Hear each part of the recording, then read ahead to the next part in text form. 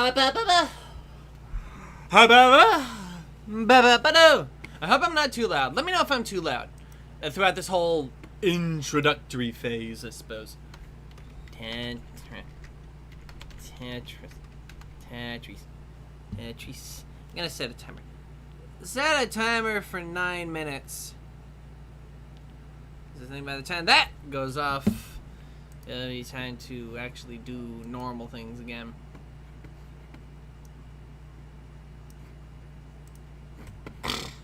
I have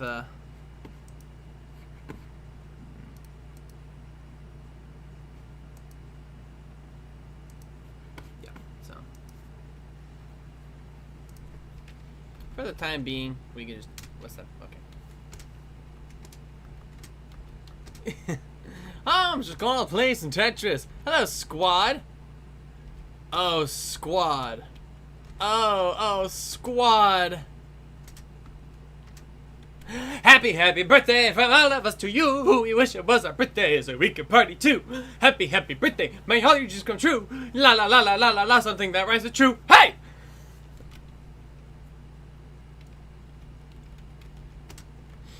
I'm gonna stack these up.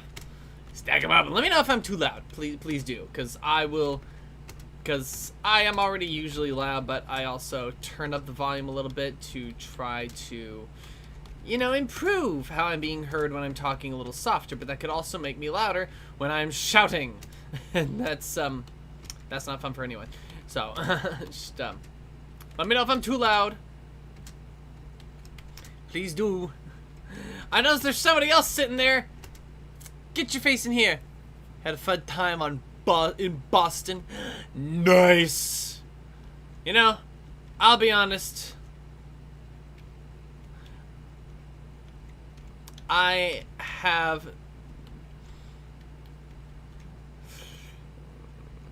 let me see. I'm pretty sure, like,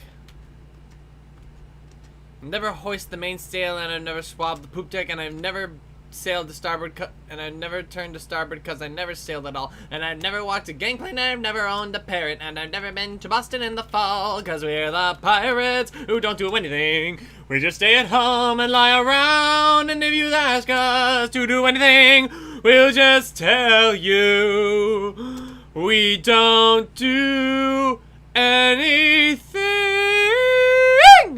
Woohoo! So yeah, let me know if I'm too loud. Just do. But now you can say you've been to Boston in the fall. That's the thing you can say you've done.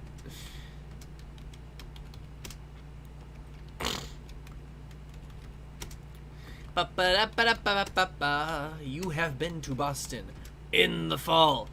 Is it pretty? I hear it's pretty.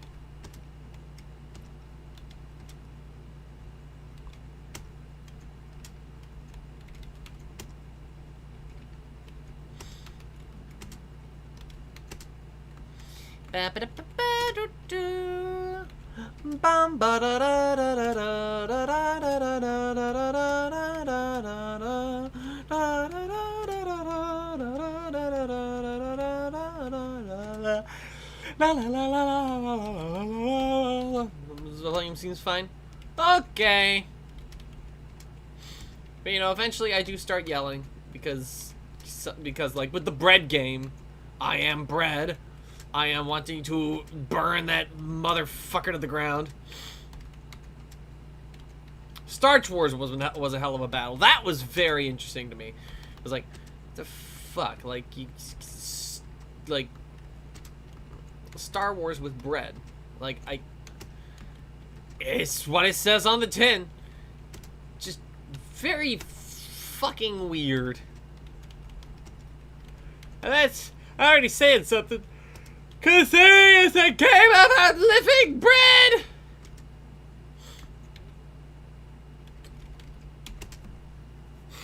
So, you know.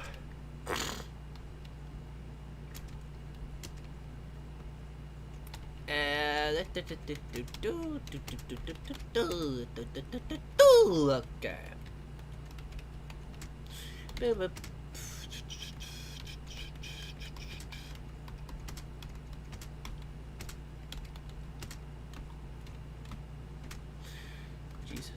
Sometimes I think.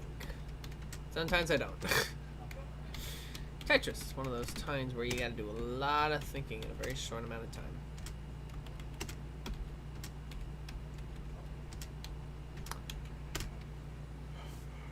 I started writing a song today.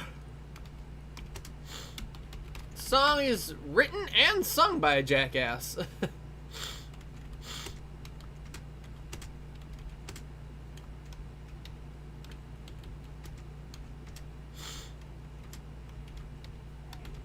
And I get the feeling I'll definitely be using it for a cartoon in the future, because it seems like, oh, this is a very powerful song.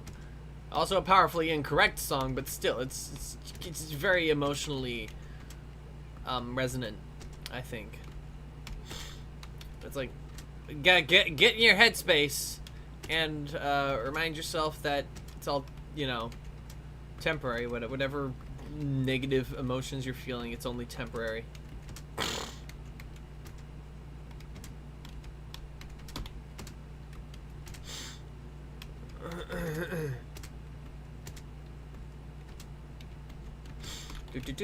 Tetris time. I'm trying to fucking. There we go. Open the hole. That's the wrong thing. I'll do that. There we go. And then I can put that there and shit. Okay, here we go. Here we go. Here we go.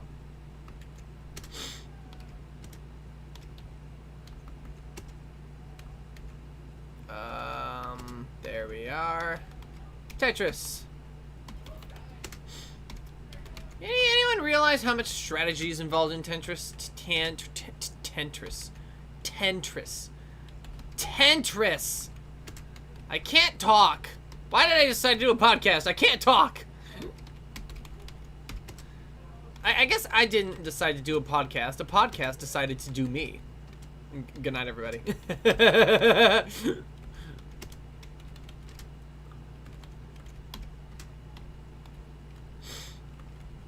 You do not choose the podcast life. The podcast life chooses you. It's,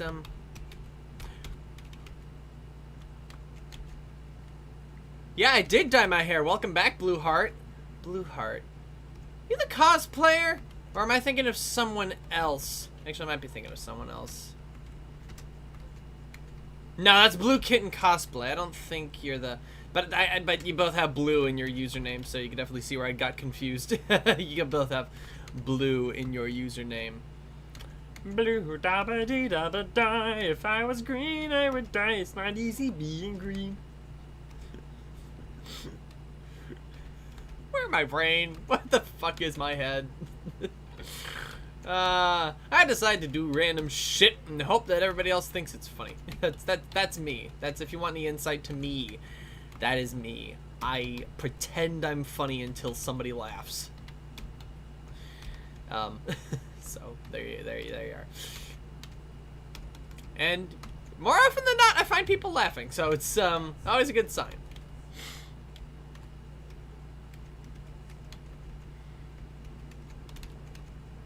Blue. Blue.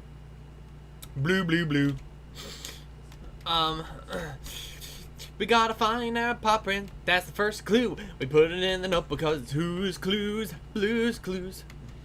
We gotta find another paw print. That's the second clue. We put it in our notebook because it's who's clues, blues clues. We gotta find a third paw print. That's the final clue. We stick it in a notebook because it's who's clues, blues clues. I don't think I did most of that. I think I screwed up some of that, but it's a very simple little ditty. Ah, shit! You know what that means? You probably don't, but it means I gotta stop playing Tetris. That is nowhere in my top scores, so, we'll just switch back over to the, that thing. Okay. For now, anyway. Yeah.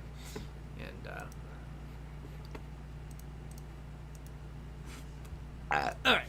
Poop. So, yeah, that's that. Okay.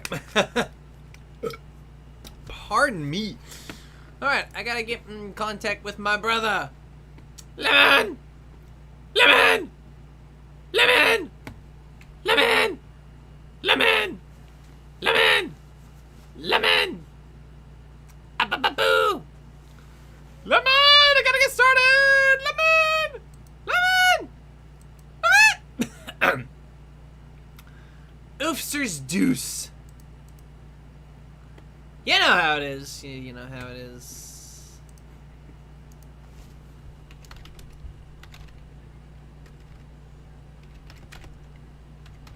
I'm getting his attention. I'm getting my brother attention. I'm gonna get attention. Oh, he's not here yet. But he will be, presumably. Just give it a minute. Getting things started.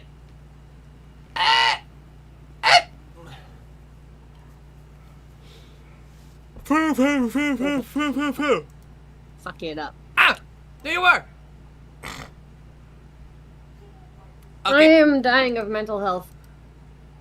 that's never fun. Alright, say, Okay. Somehow or other.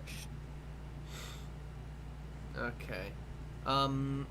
Give me a hello.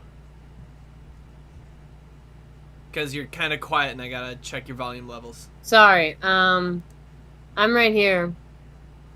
Okay, so I don't actually have to change your volume levels. You are perfectly fine. What's the sitch? I'll tell you once we begin. Alright, so everybody get ready. We're actually going to begin this thing in a 3, and a 2, and a 1.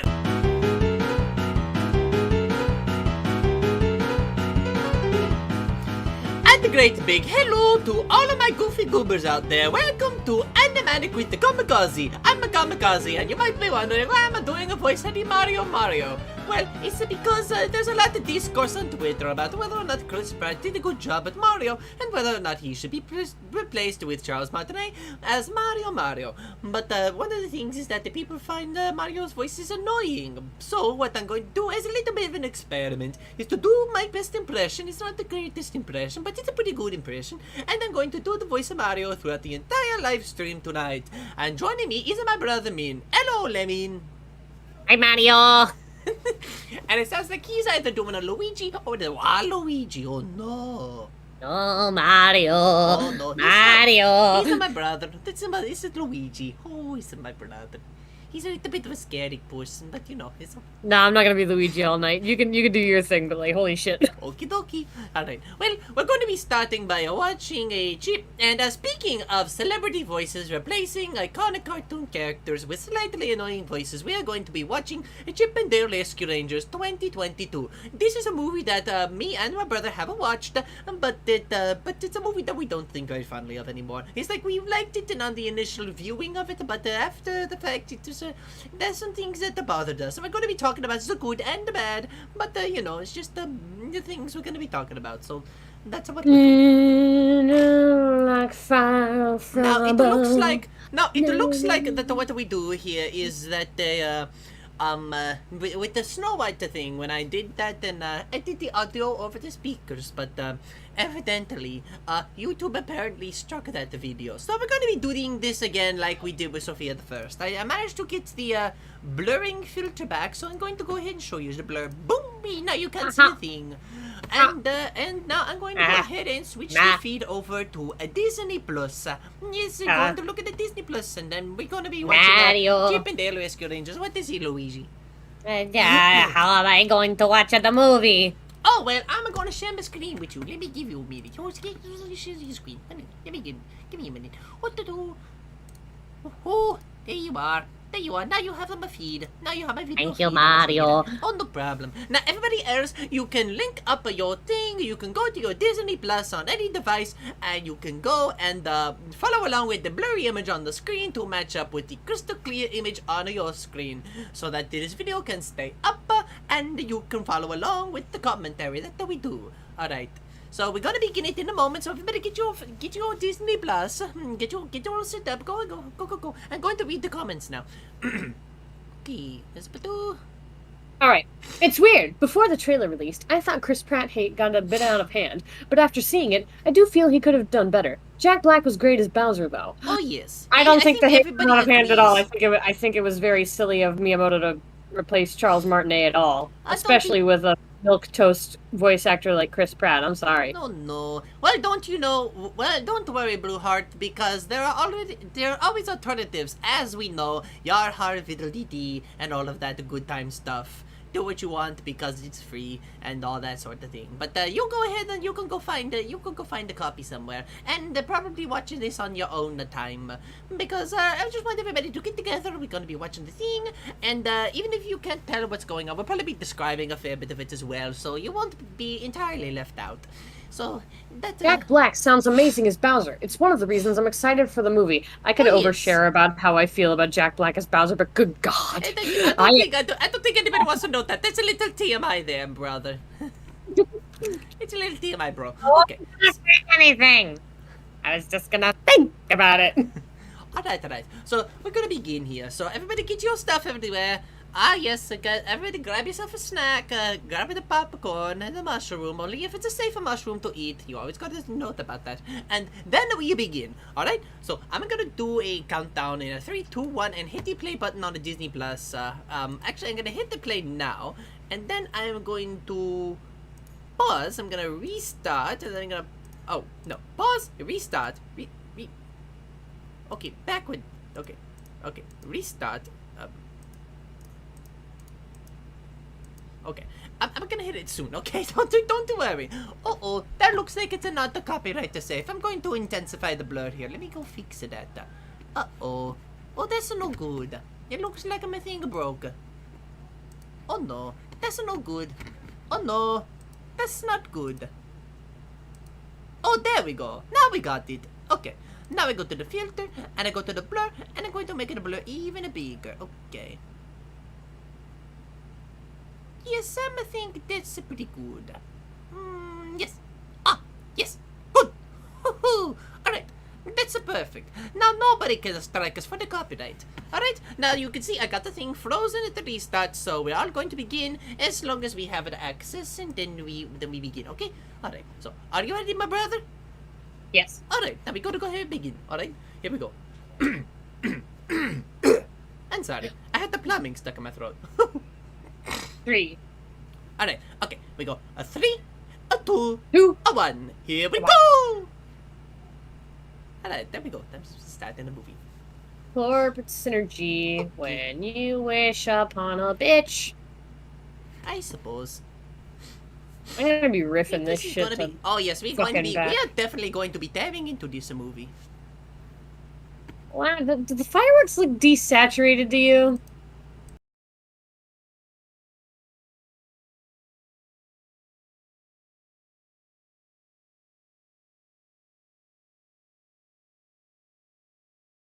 Oh, okay. You just spoiled the ending. Dumbass.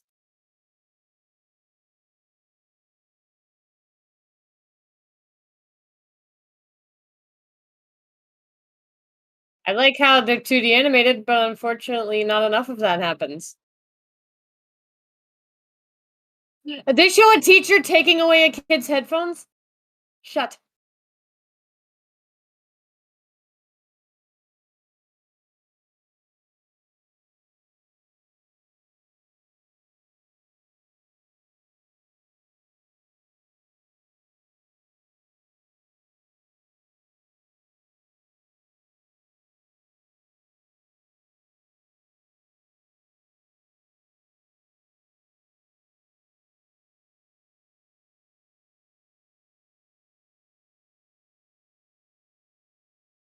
Then they make the 2D.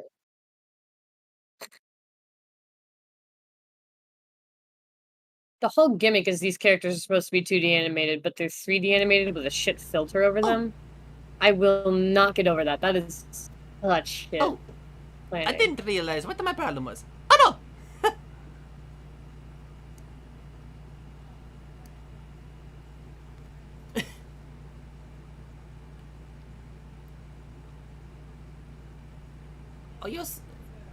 Are you seriously telling me nobody would find the joke funny?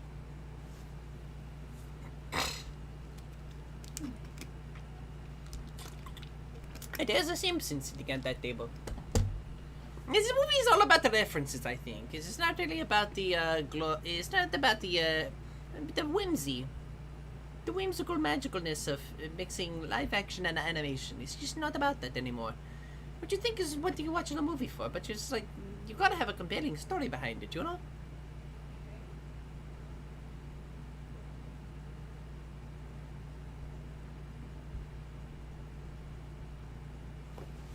Okay. So they got this whole friendship thing going on. It's the 80s for some stupid reason.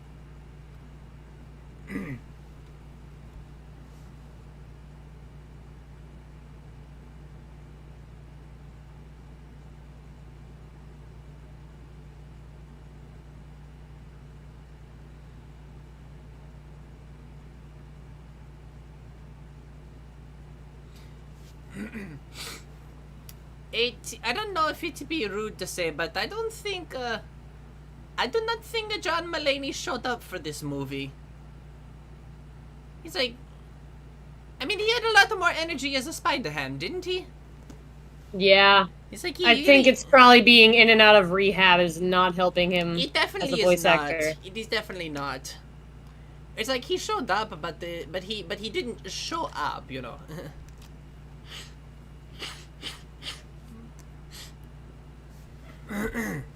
Well, actually, there's a pretty good reason, but I'll get to that when we get to the spoilery part of the movie. It'll all be coming clear in a moment.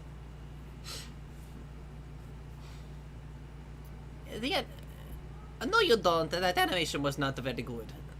It's like a very hit and miss. Like, it's like the majority of this movie where they animated with the CGI that's meant to look like a 2D animation. Like, that was pretty good. That was pretty good. But like, for the most part, it doesn't look very good. It really does not. No, it reminds me of the web series Ruby, which that's frustrating because while Ruby is like an interesting series and all, like, fuck, dude, we should have higher qualities than a basic web series, and I'm pretty sure is made in a basement. Yeah, you would think that the movie, even for a streaming service, would have a bigger budget. And see, look at this animation right here. This is probably what they spent all the money on the movie on. Just this whole scene right here. It's just beautiful animation. Look at it. It is not what the show looked like at all. The show did not look like this. This looks more like an Ani-MANIACs episode than than a episode of Rescue Rangers, because Rescue Rangers was more like a classic DuckTales animation, and that's definitely not a. Oh no, this scene was not in the original show. They made this up completely for the movie. And then everybody is well, no. The Rescue Rangers are CGI, but the Fat Cat was not the CGI, so that's very interesting. But I guess it's because they didn't make a model for him because he wasn't gonna show up very often. It's like, you just look at this. It's like, there's a stylization that in the 2D animation you can do, but the 3D, why are we depicting Chip as an abusive dick? I don't get it. Like, it's not even like the Hollywood system has made him into an egotist. That's what it did to Dale, according to the movie anyway. So it's like, it's a very strange angle to take on this.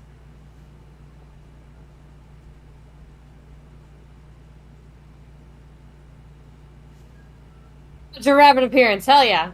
You know, you got to give a credit. Sorry, Roger Rabbit fans are starving. You gotta give them credit for this one.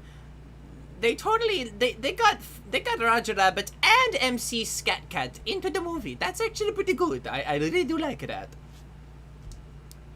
That's the MC Scat Cat. If you didn't know, he was a cartoon cat who did a duet with Paula Abdul, and he even had his own album at one point. He was just a cartoon character with his own album. It's like, okay, so this animation right here, this is all CGI, but it's really, really good. They actually made it to look like a 2D animation for this whole bit. It's like the animator in charge of this scene was actually having a good time and doing the right. It's like, it's not like you cannot make this style work and make it look convincing, but it's a very difficult thing to do because most of the movie they do not. Most of the movie they just look CGI, but here they actually look very good. It's frustrating. This whole We didn't scene. talk to you about this because you're an abusive dick. Also, that as far as the characterization goes, it's like.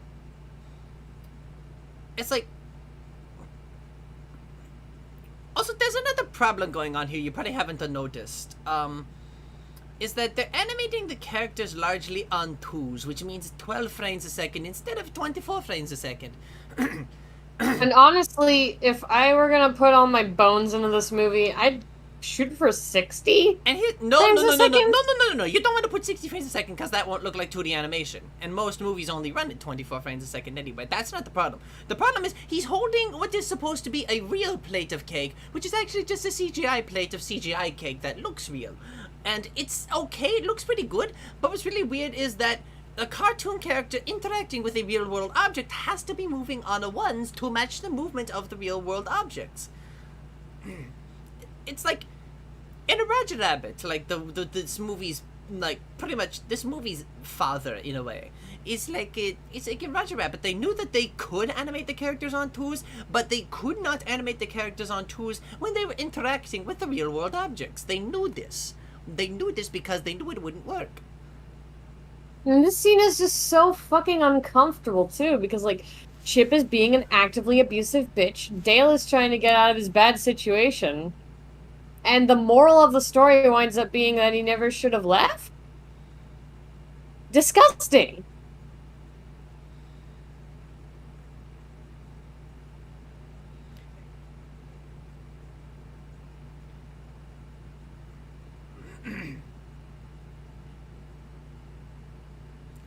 Ah yes, he's so unlike your character model from before.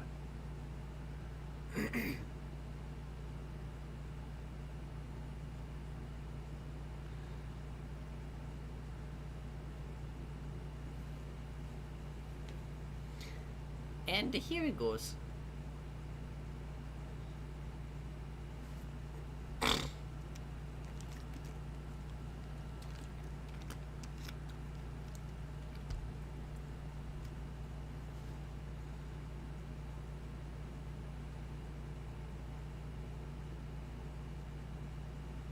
It's very interesting. Okay, here he is. So this is one of my bigger problems with the movie. So like they treat this like a joke, right? They treat it like a joke that he's just a terrible guy. Like he's ugly, and that's the thing.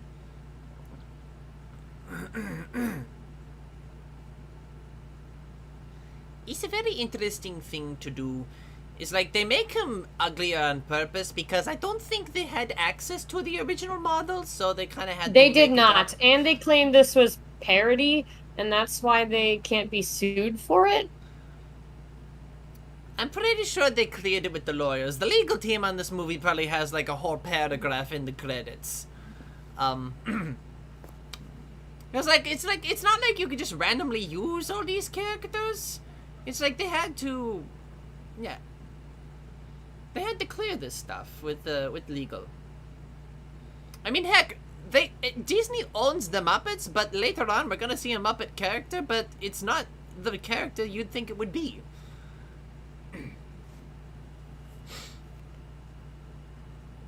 So it's like I don't understand the idea.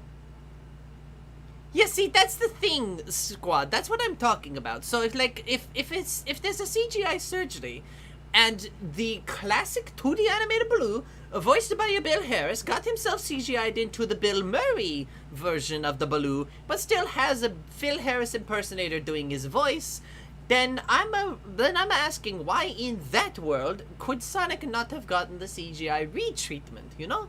I just don't understand what the whole thing is. It's like... That's another good point. It's like, is this world where you have 5 versions of Popeye the Sailor walking around? Or is this a world where you only have one version of a character walking around? Because Ugly Sonic kind of throws a wrench into that logic. And logic isn't necessarily a problem. It's just that it's like... It's not about whether or not you have 2 or 3 versions of the same person walking around. I mean, Toy Story never had that the problem. But the big problem, is that, well, how do I put this? It's an emotional thing, if you think about it. I just want to Shaun the Sheep. Yes, that'd be fun. That'd be fun. John Mulaney is good at playing an abusive dickhead because that was what one of his first stage musicals was. He did this thing with Nick Kroll where he was like an actively abusive dickhead, and that was part of the comedy of the whole thing. But unfortunately, they haven't deviated from that enough where John Mulaney's voice could actually be used for something really sweet and interesting. I mean, or aside goofy from and silly like Spider-Ham. I mean, for Spider-Ham, he did it. He's a perfect carnival barker voice. It's kind of the right move for him, you know. And it's just frustrating. Like, come the fuck on. Are we still on this shit? Why do we think it's funny? It's not. It's like even BoJack Horseman, while a comedy, doesn't make BoJack's assholeness the comedy. Now, Millie, I believe, is a CGI doggy. I don't think she's a real dog. No, but she's a very good girl. Yeah, but there's a problem, because this movie's supposed to be live-action animation hybrid, and you have a CGI dog. You kind of throw a wrench into the whole concept of the thing, you know? Oh, we're basically watching a Chip and Dale Rescue Rangers. You can follow along if you open up a Disney Plus and look at the blurry image and match it up with yours. Well, you better pay attention to that line. That's going to come back later.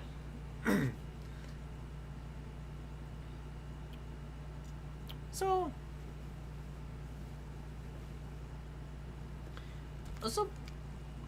it's like, in the context of Ugly Sonic in the movie, it's like they have him. It is a world in which cartoon characters are being, like, tugged around by the Hollywood system. But from a real world standpoint, if you take the Ugly Sonic fiasco, it's like what you got the scenario where it's like a bunch of CGI artists worked on a few scenes and they were finished for the trailer, and then the trailer came out and everybody hated it. And now Paramount, who had been in this situation before with a movie called Monster Trucks, was like, oh shit, we gotta redesign the Sonic. And so they took a few months in order to fix things up, reshoot the movie, and like reshoot a few scenes and redo the effects. And so it's definitely one of the reasons why the second movie turned out a little more cohesive, is because they were kind of rewriting the movie up until its release.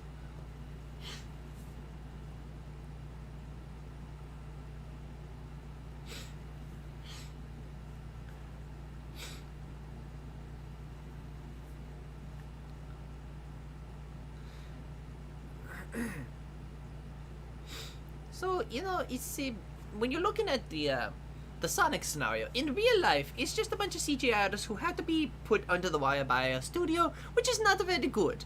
But I'd argue that in the context of this movie, where Ugly Sonic is a person, he's a person. It's even worse. It's you bullied an actor out of his job. It's like, why would you go do that?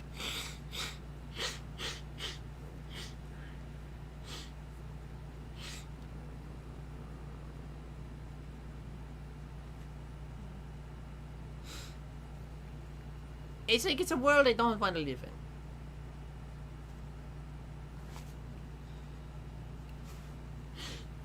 And this is fucking depressing, watching a man struggling with his addiction, and there's like... This is supposed to be played for laughs? Yeah, and also, it's because this is something interesting. Is like, they're not quite playing it for laughs here. But in the cartoon, there's this whole thing about him going crazy for cheese. So in this context, they're actually mocking his addiction on children's television. It's kind of a fucked up.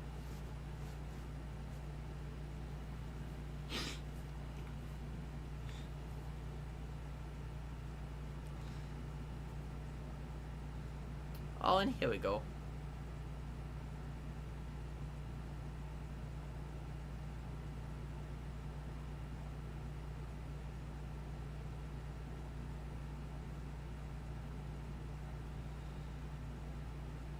And that's another thing this movie doesn't get right, is that it's not called a bootleg movie. It's called a mockbuster.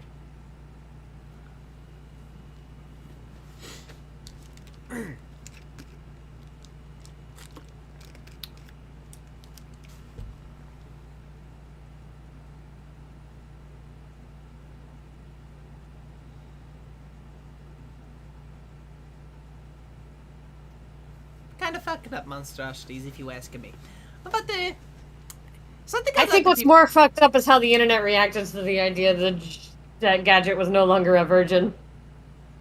Oh, really? That's what they got in a stir about? Because They got real fucked up about it. Something I remember that people made a big stink about, or at least a little mini tiny stink about, is how in the cartoon Chipper is a kid. There's something that they made the point of saying. Chip and Dale were kids? No. Zipper the fly. Oh. So okay, that is kind of fucked up. Oh, damn. Now when you look at it from that perspective, it looks very bad.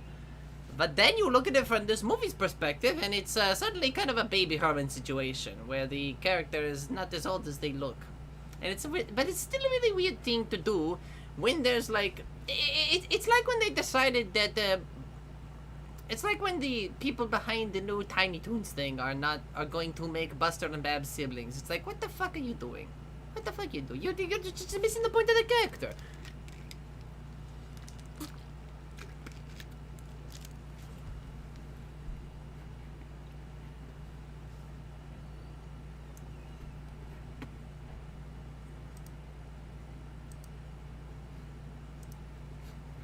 It's like, you look at this. It's just...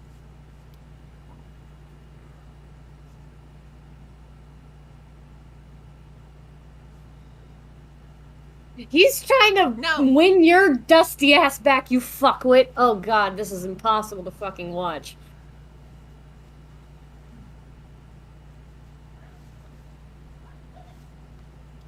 Dude, he's being actively abusive. Holy shit.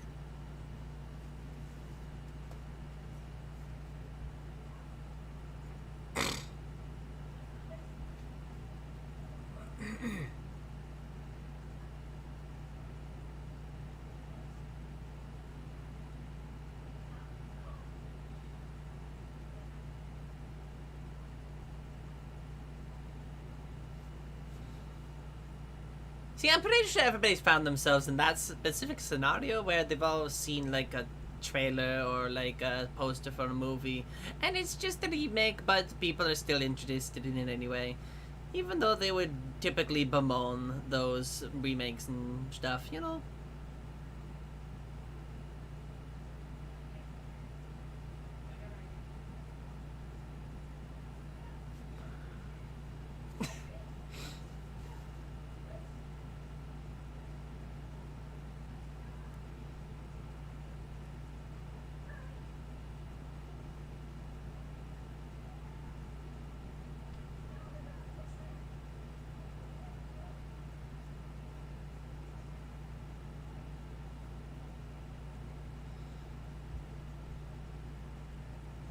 So it doesn't make me wonder, right? So you're looking at, I'm not sure what to approach from this scene, because this scene's actually fairly solid. There's nothing I don't really, there's not much I actually have an issue with in this scene at all.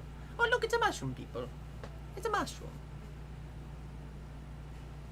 Also, if anybody wants to have a chance to vote on what video game I play after the spooky season, go to the top in the description below and there's a link to a straw poll.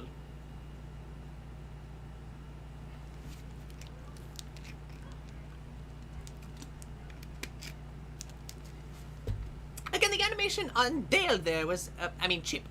Dale's animation's always fine, but the Chip's animation there, it was pretty good.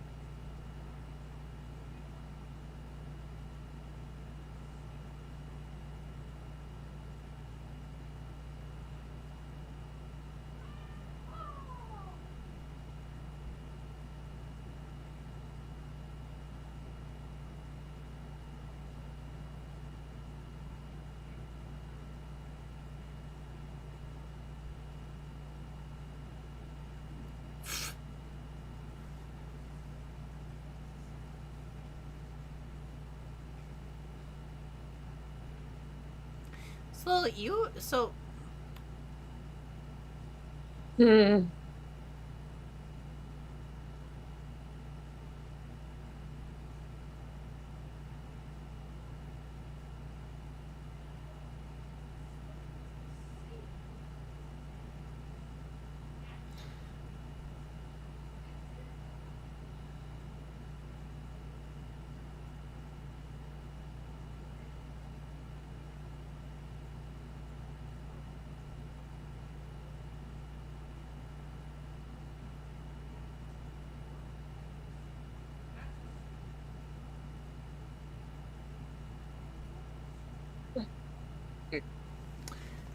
so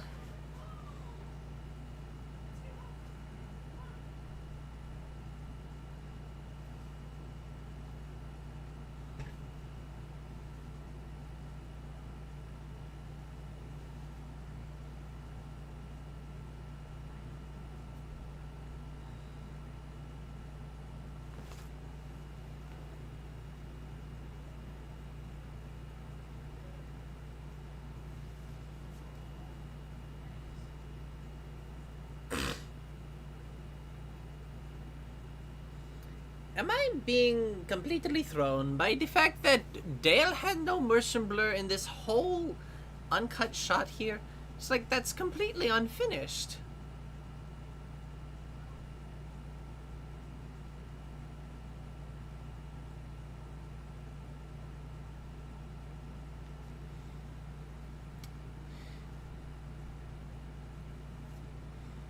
Oh yes, it definitely wouldn't.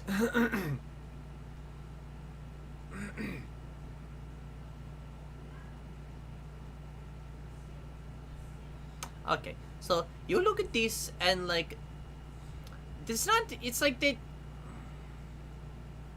You know that is very true. This movie would have been much better as a bonkers film. You know, it's like, but you know,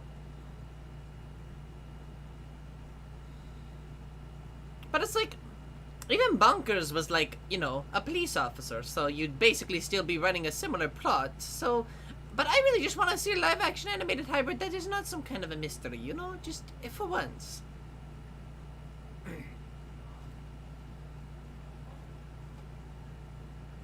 Okay, this is such a textbook abusive situation, and it's like, wow, why did they think this would be a fun movie to watch? What the fuck?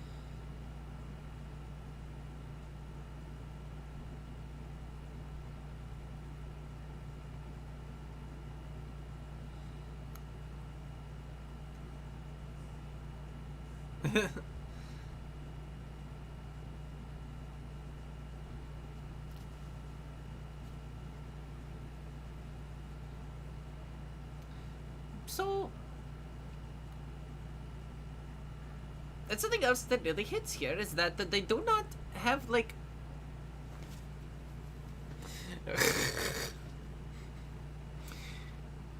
So you look at this, and like, the whole idea is that one of them is a 2D character, and the other one is CGI. But honestly, it is way too blatantly obvious that Chip is also in CGI, just slightly different. So it's like, it's not.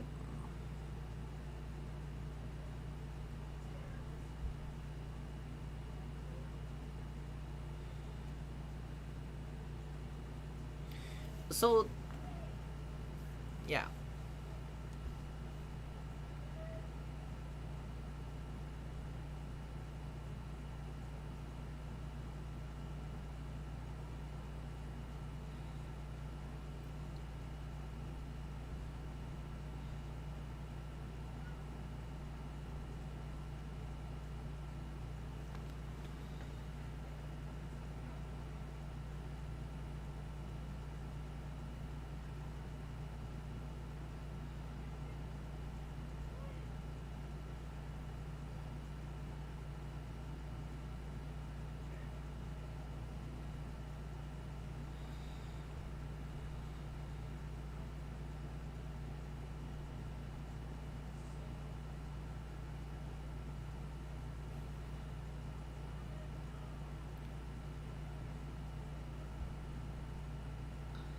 So you're looking at all this, and it's like, Evidently, that character's a very deep cut.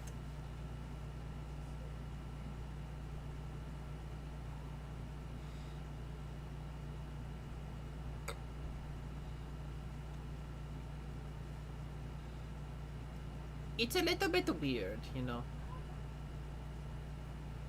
Total shift here is hilarious. You guys cops. That is very good. That is very good. That's very funny. But otherwise, it's just weird that they get the CGI to do the Muppet character instead of, you know, building an actual Muppet. It's like, if you think about what the streaming service's budget is, it's like the Muppets Haunted Mansion could not have a lot of physical sets. A lot of the sets were done with a blue screen and a CGI. But when you look into it, it's like they did build custom puppets, especially for the scary Gonzo bit. But so it's like you're looking at this. It's like, why didn't they build an actual puppet for the scene? You know, it would have been a lot better. Because it seems like the only reason that you would use CGI for a puppet character would be a scenario like in a, you know, like the Amazing World of Gumball.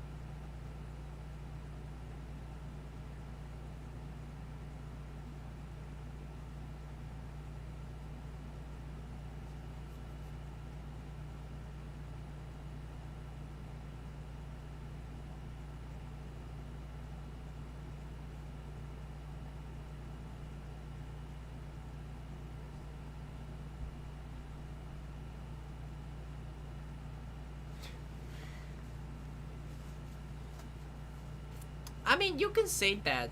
I know some people were actually surprised to learn that it was a CGI, but there's some pretty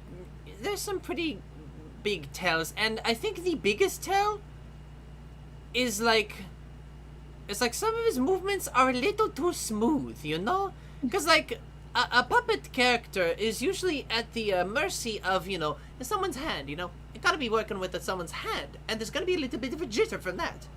Like, you can't fully stand perfectly still as a puppet character. So, it's like, there would be a lot of more complexities to making it. I mean, I don't know about the time. But, I guess that is a possibility.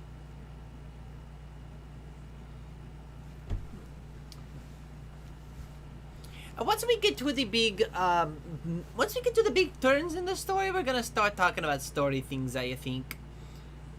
I've already complained about what I find wrong with the story, and it's that Chip's an So here's asshole. a moment where they, no reason. like,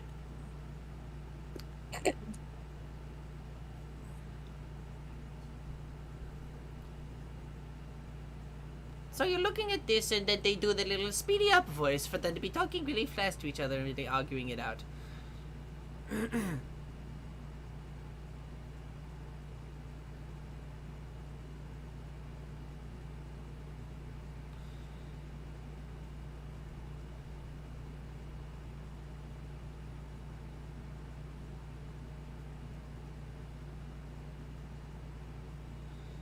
It's like they do some things to make him look like an actual puppet, but it's not fully there.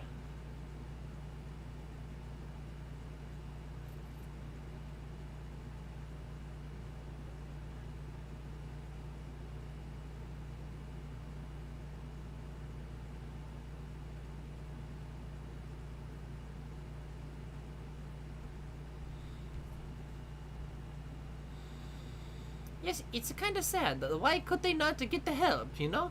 It's like the Hollywood system is really completely against them, you know? Because they just leave these... It's like, if you look at all of these poor Uncanny Valley folks, they are not getting, like... They're not getting the help that they need, you know? And it's a kind of upsetting. This is the kind of a miserable world this movie wants to present to us.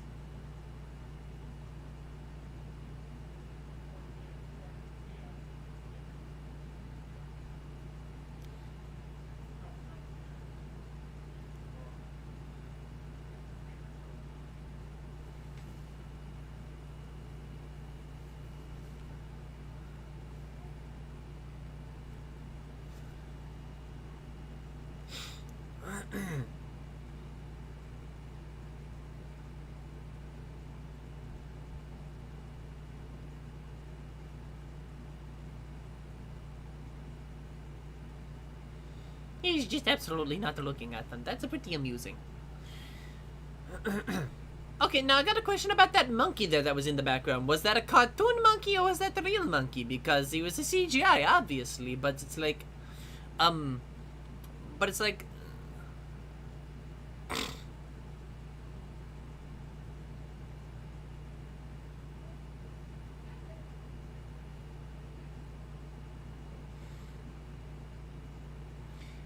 yes, that is the very good point. Well, also, this movie came out earlier this year, so it was... So, yeah.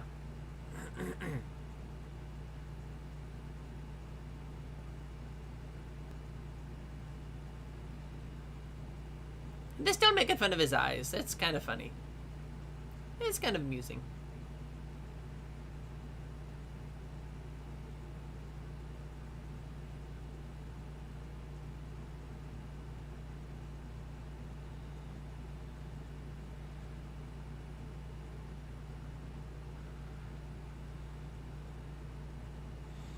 I think one of the mistakes they made with the models for the 2D characters, especially with the hair, is that they modeled a lot of the hair pieces when they should have been, like, textured.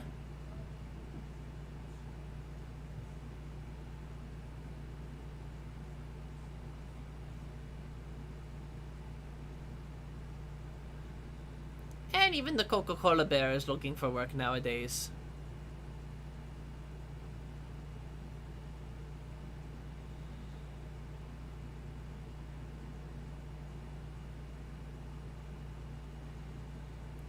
Okay, so this is actually a good thing to talk about. So there's a lot of discourse around whether or not this was insensitive. Now I like to bring to mind Tony Goldmark because I find he's pretty good at the film analysis and the things like that, and that sort of thing. But one of the things he mentioned about this moment is that it's like, in terms of the people who got very righteously angry about it, is he mentioned that the I think word for word what he said was, Bobby Driscoll is too dead to care for you being offended on his behalf. And while that is certainly one way of looking at it, I don't think it should necessarily, negate people's feelings about how uncomfortable they are with the decision to do this, whether they knew or not. Because, let's be fair, turning Peter Pan old is a joke as old as time. I mean, even the movie Hook by Steven Spielberg, starring the late, great Robin Williams, was a really good take on Peter Pan growing older, So it's not like this concept cannot be done well, or even respectfully. But obviously the only reason they're doing this is because they want to give him a villainous role and turn him into a bad guy, which is not exactly a very good look.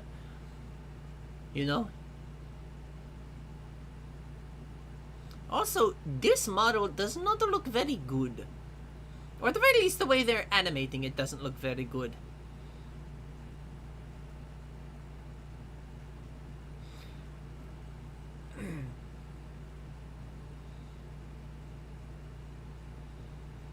But it's like, there's certain things about cartoon hair.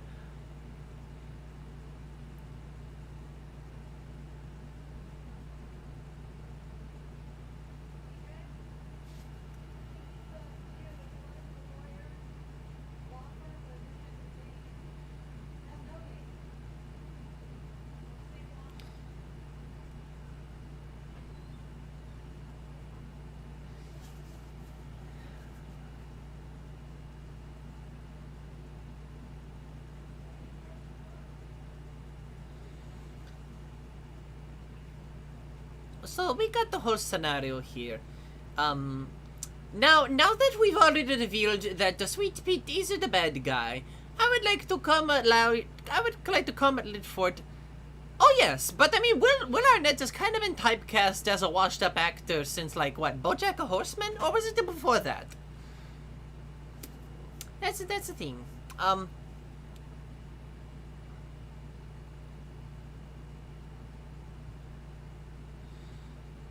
Okay, so you look at this and it's like, it seems really, really bad. Like, from certain people's perspective, it's not a great look. Now, what many people don't seem to realize is that well, what's the way to put this? Okay, so a friend of the show, or at least a friend of the channel, Joy Wagner, who you might know from Wagtoons or even the Think Eek webtoon, he did a whole like dissertation on the Twitter about this movie, and one of the things he mentioned was something that came up on spoilers from Twitter, or the Twitter, no, I think it was probably Reddit. Anyway, spoilers came out about the movie before it came out, that apparently the villain was going to be Pluto, right? And it was going to actually acknowledge the, it was actually going to acknowledge the old classic Chip and Dale cartoons back in the 40s and the 50s, where Chip and Dale often, like, were a foil for, you know, Pluto the dog or Donald the duck. And every single time in the Pluto cartoons, they were always upstaging him, and so Pluto was upset by this, so he wanted to get his revenge. And so a lot of the details you'll notice in this movie in regards to Will Arnett's portrayal of a Peter Pan is that there's a lot of things that are just plain old wrong, right? So when he does his cock-a-doodle-doo thingy, he does a cook-a-rook-a-roo, which is completely wrong. And also later in the movie, we will see that he runs into a lost boy from the very same movie, who has not aged a day, alright? And these things seem to be leftover, like, scenes and sequences that are just left in as jokes, but were actually clues to figuring out that it was not actually Peter Pan the whole time, but actually Pluto in a disguise. And something will come up later that I'll address as it comes along, because it's very annoying with the way they try to cover it up.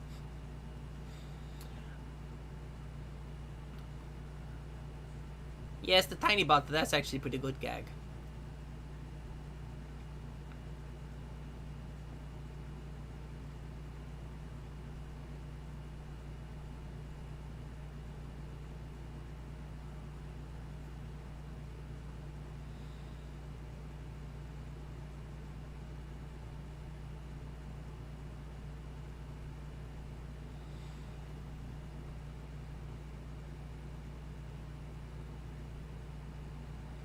Oh no, come on, you're the Los Angeles Police Department. You don't need a warrant or a probable cause.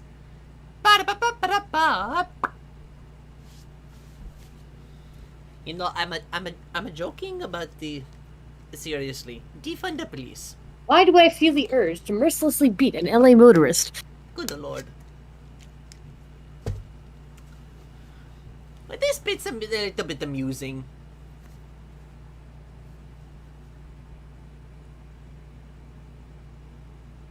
No. We wish this was a bonkers story. Chip and Dale do not belong in this movie.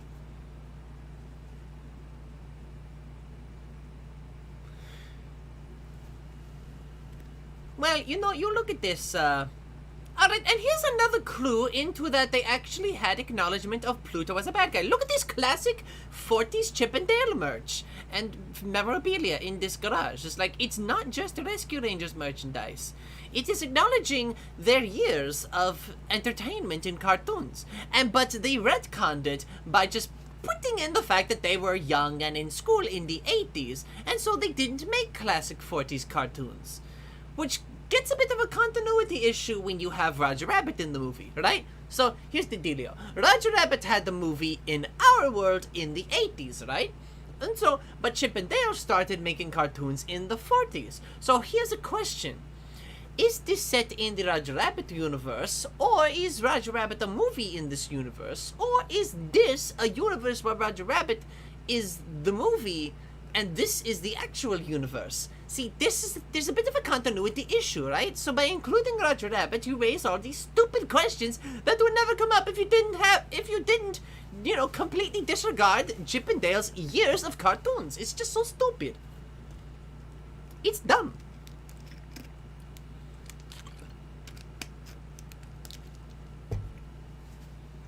Yes, well, according to this map, because this map is absolutely wrong, because according to a friend of Tony Goldmark, creator of Mighty Magiswords for the Cartoon Network, TV's Kyle, or Kyle A. Carosa, he said that Rescue Rangers did actually air in Albany, so this movie is full of shit.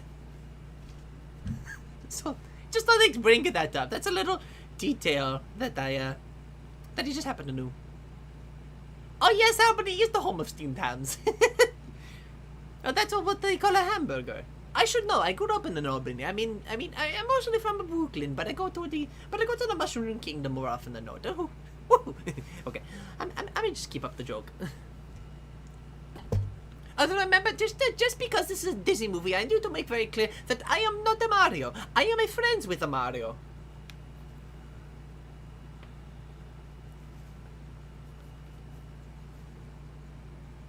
Funny enough, the episode they are referencing is real, but that quote was incorrect. That was not the real quote. That is seriously some Toy Story bullshit. Like, that toy did not look real.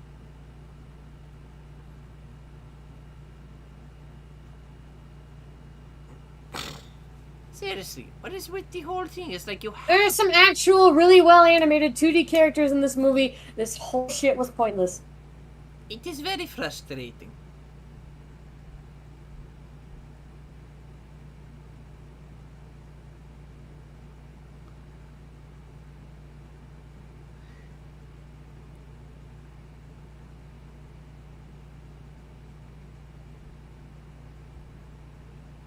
You know, it's cheap shot, but hey, it's still better than Chris Pratt.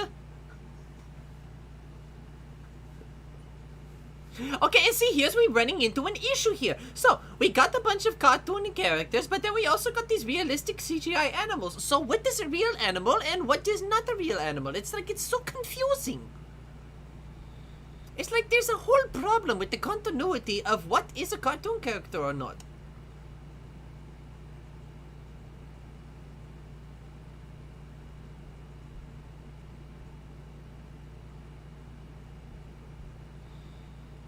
You think you'd recognize a John Mulaney because he's a pretty distinct voice.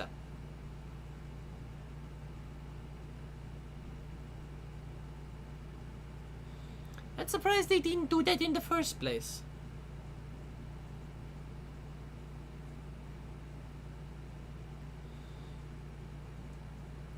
Oh, and something Joey Wagner brought up about the whole, the South Park character showing up there is that the South Park had their own version of a Mickey Mouse.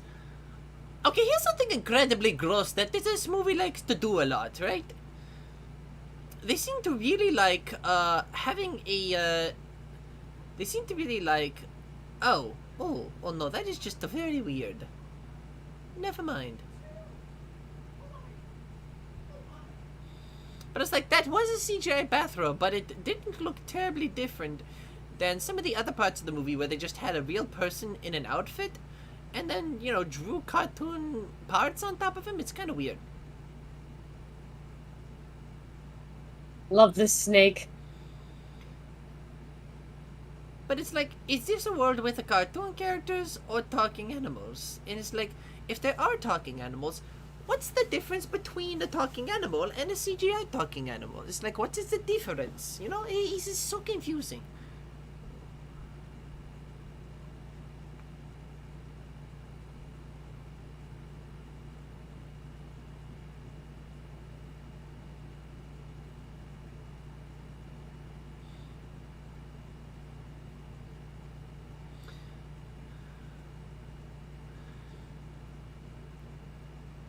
Alright.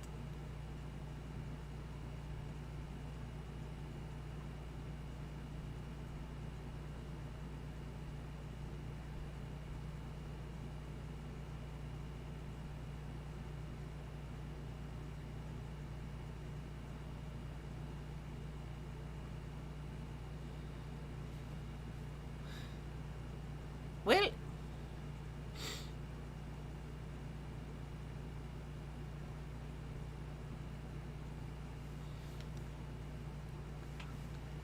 you know, I find that very hard to believe.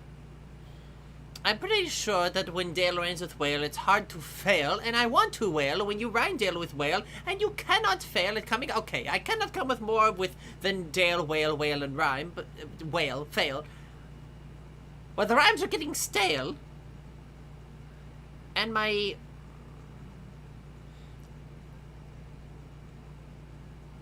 So, the rhymes are getting stale. It's time to bail. This beat is slower than a snail.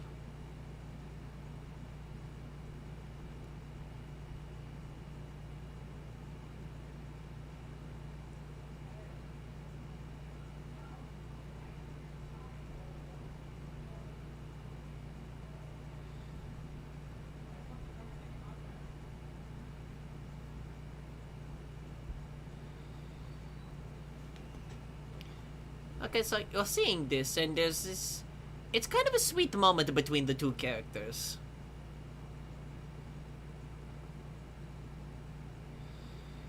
You know, I can definitely see the humor inherent in, like... So, this movie was done by The Lonely Island. And The Lonely Island are actually very good at doing rap. Like, that's a very interesting thing to point out. So, I can definitely see someone finding the humor inherent in how just absolutely terrible that rap was. But honestly, I just don't find it that amusing. I'm not as angry at it as I may have been before, but you know, it's just not that great.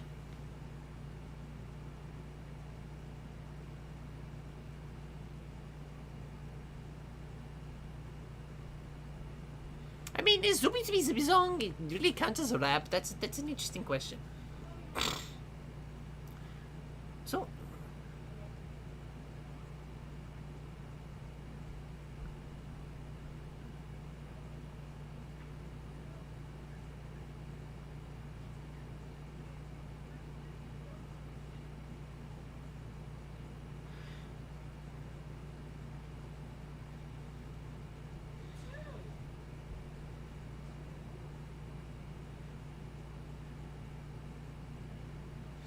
I love the use of the Chip and Dale Rescue Rangers theme song right here in the instrumental score in the background. It's actually really freaking good.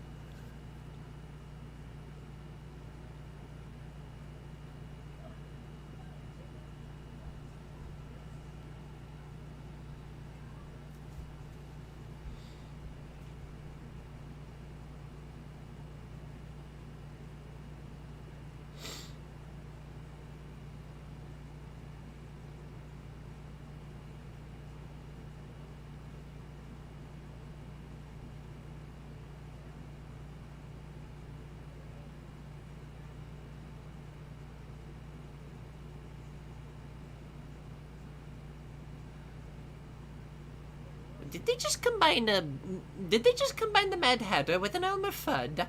I think I saw that in the background. They combined the Mad Hatter with an Elmer Fudd. That's really weird.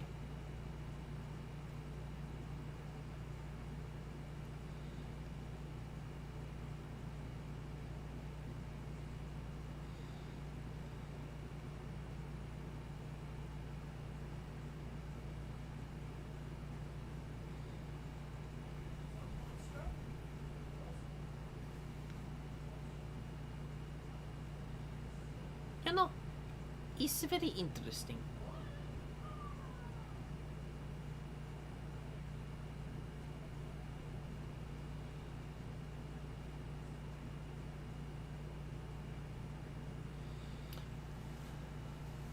So,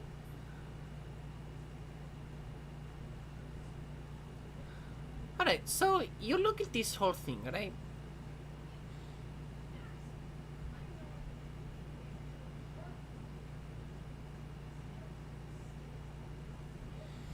So, another thing in the plot with the Pluto script is that evidently this machine was just a modified version of the CGI surgery machine. But Pluto specifically kidnapped Gadget in the original script in order to have her modify the machine, right? So the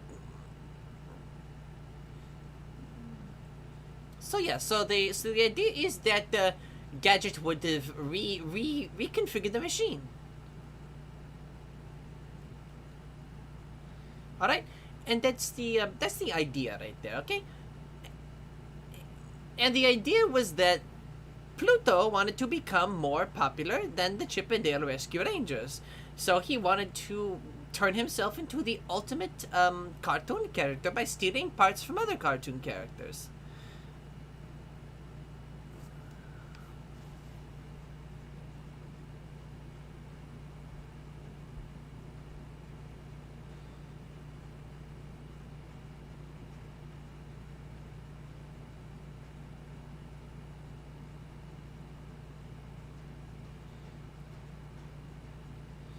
feel like they could have exaggerated that a little more, you know? It's like you get electrocuted. You're a cartoon character. You don't just sit there. You go. Ah! Oh, oh no. Ah! Yes, so like, the thing is, Pluto was, like, supposedly taking a bunch of pieces of cartoon characters, harvesting them to turn himself into the ultimate toon. A walking copyright contradiction. And that is the idea that they were going with. But now Sweet Pete supposedly has all these pieces of cartoon characters for no reason. And now, here it is.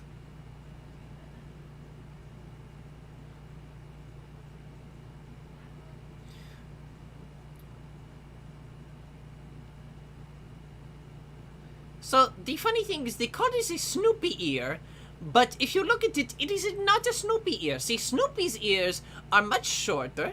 They're a black outline, and then they're black scribbled on the inside with some white left over, right? And that's how he stylistically looks in the cartoon, but this ear looks a little more like, say, you know, like Goofy's ear, right? Which means that either, you know, Goofy... Oh my god, it's Sora! Which means that Sora's wig has been snatched. Same for Jimmy Neutron there. But then you look at this. So the ear belongs to either Goofy or perhaps even Pluto. So it's like, you see all of these cartoon characters, like, the parts have been stolen for largely no reason now. And they're gonna keep calling Chip's ear a Snoopy ear instead of a Pluto ear. It's like...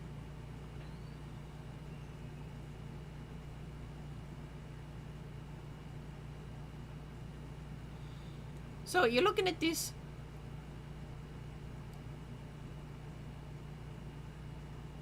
That's pretty funny.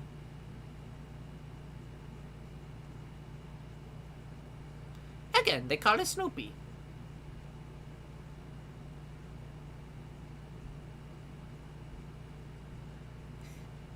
That's pretty funny.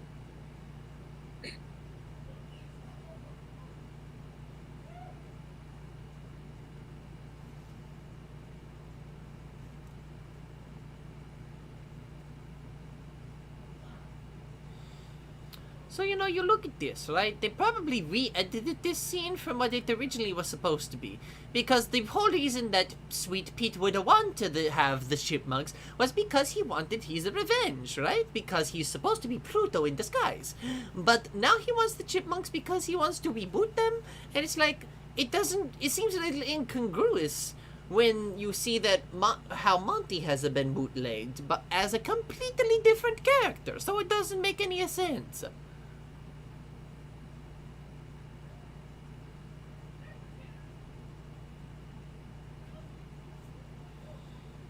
Oh, come on, that is a bull horse.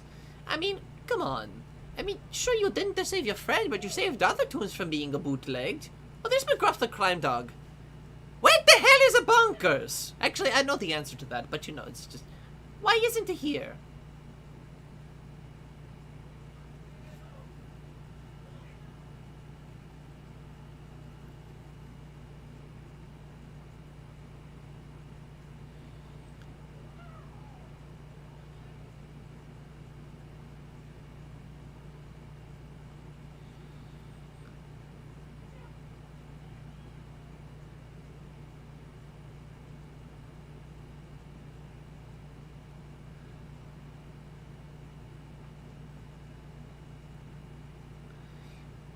Here's something interesting, you know?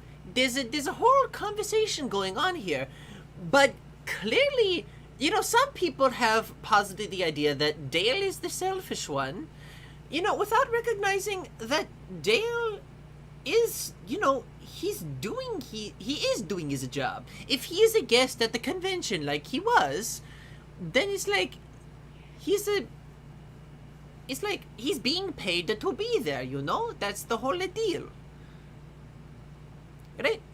Because, like, if you are a guest at the convention, then you are being paid to be there. It's not like being an artist and, you know, having to pay for a table to advertise yourself.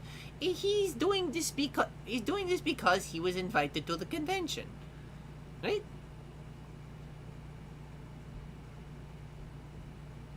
It's like you look at it. And it's like, it's a very messy situation.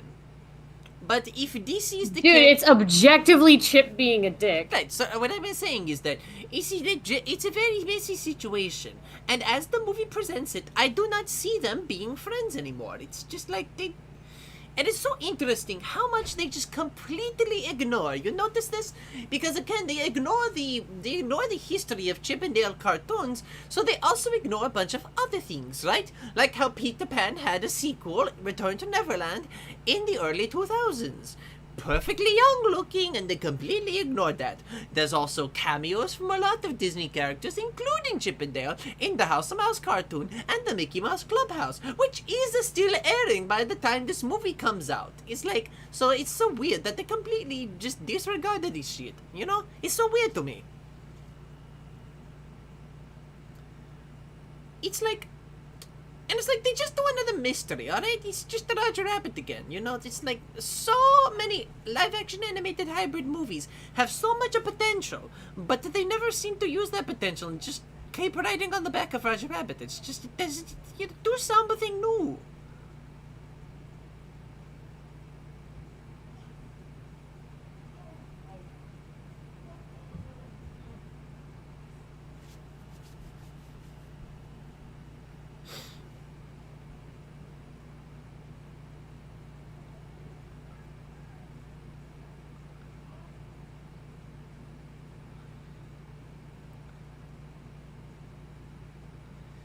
So,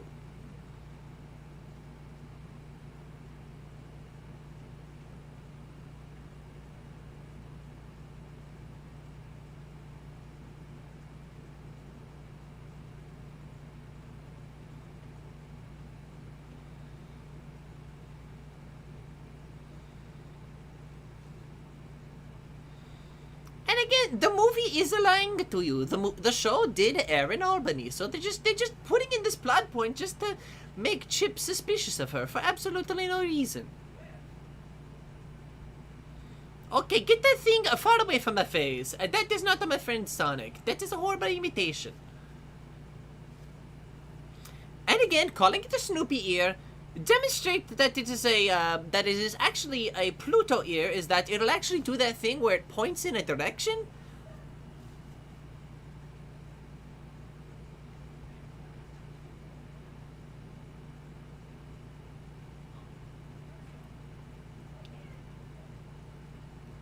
There it goes.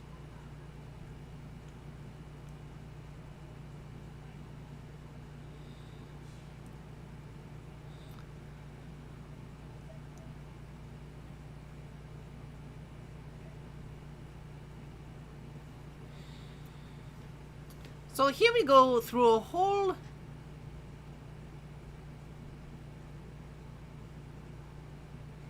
Oh no, it is not just you. It is supposed to be blurry to get it past the copyright. So what you're gonna have to do is you're gonna have to go on to Disney Plus and match up your clean image with the blurry image. Some of the things are pretty obvious. Ponies. Yes. And that was it. They were gone now. Okay, seriously, that's the thing right there. How could you have been so confused? He's pretty much the size of a Mickey Mouse. Chipmunks are much smaller than that.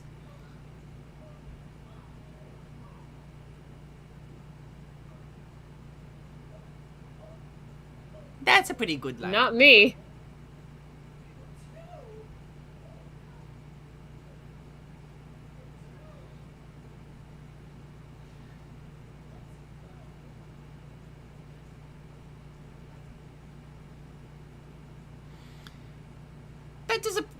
That is also pretty good. That's a funny bit.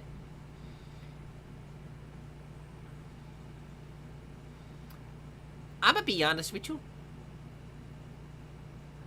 Again, squad, this is what I'm talking about. Okay, that one on the left, the Instagram toon girl, I like her a lot. I want to see her story.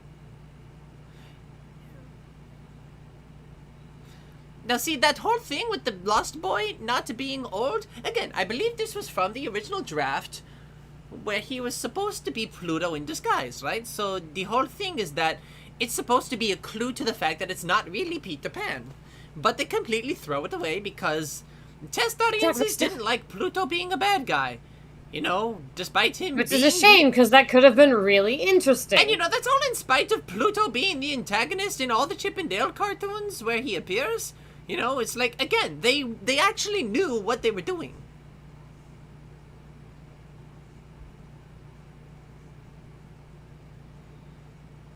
Mantis is the only one I'm happy to see. All the rest of you guys suck. Seth Rogen laughs at Seth Rogen while Seth Rogen is laughing at Seth Rogen, laughing at Seth Rogen.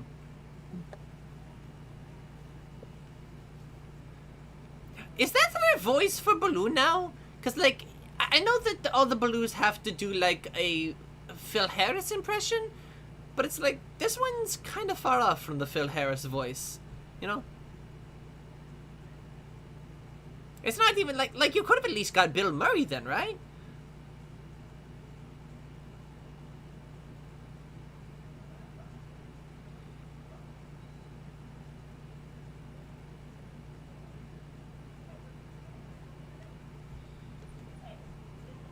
Okay, that's cute.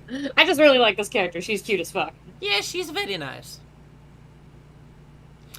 Now, once we're done with the movie, I will be discussing my thoughts on what we could do for a rewrite of the movie. I don't do this very often because I don't often come up with enough material for a rewrite of the movie, right? It's like, sometimes I think like, oh, I would love to rewrite the movie, but I don't have enough material to fully do it justice. But I think I've sunk myself into this movie enough to realize a scenario where I could come up with an idea for the movie, right? So, I'll present it to you as soon as we're done here, with the movie, that is.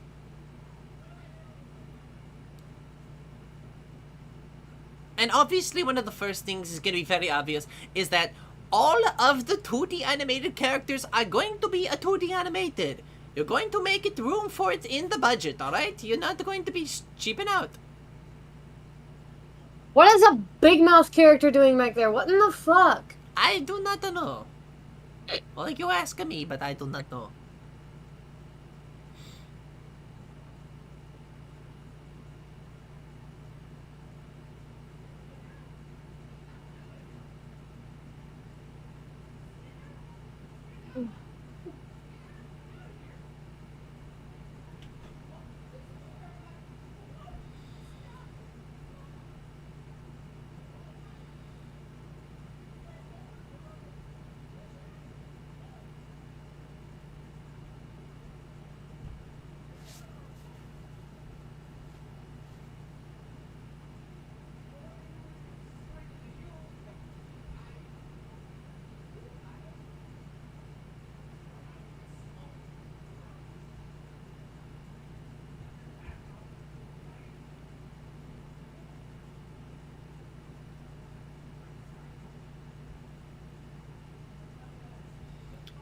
I'm gonna be honest, if even in this whole scenario, it's like...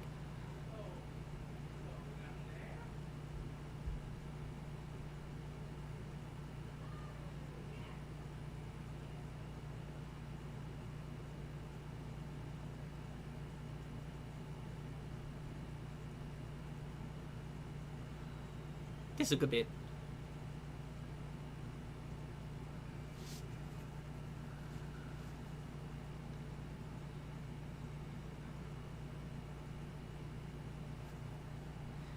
So you're looking at this, it's like, oh, well, how cliche, but honestly, I do not really think it's,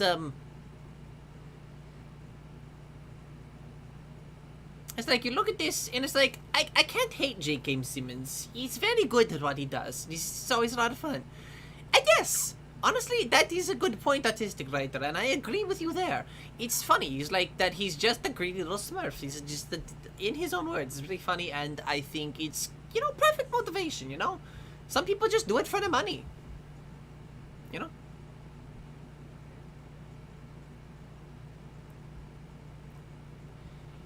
In fact, if I'm being perfectly honest, I would not be surprised in the least if Sergeant Puddy was still going to be a twist a bad guy in the original script, you know?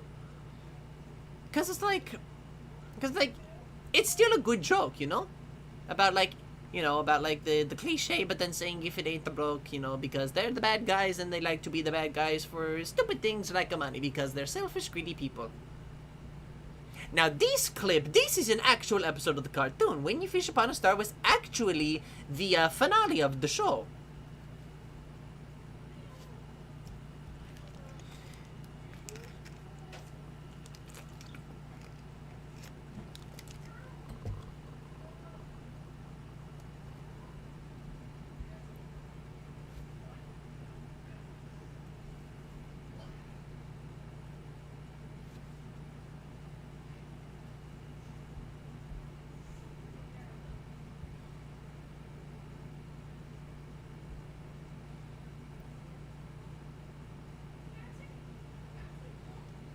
Okay, seriously, how the hell did you come to that conclusion into that way? That was actually very... No, literally, that doesn't fucking work. It doesn't work at all.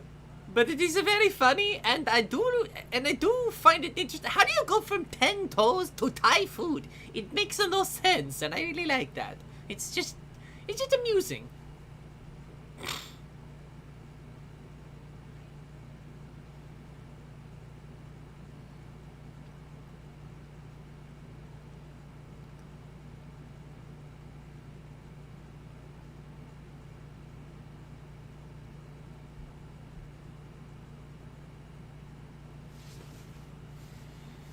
So yeah, now we have Zipper, this time performed by the Allstate guy. This is very interesting.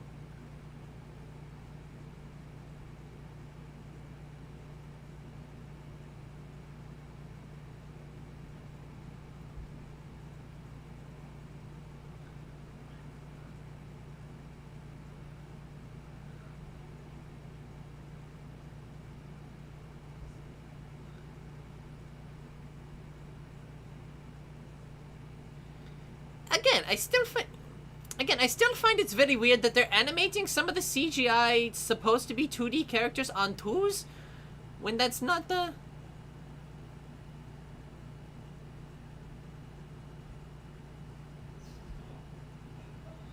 It's a pretty cheap way to, keep the character out of the movie.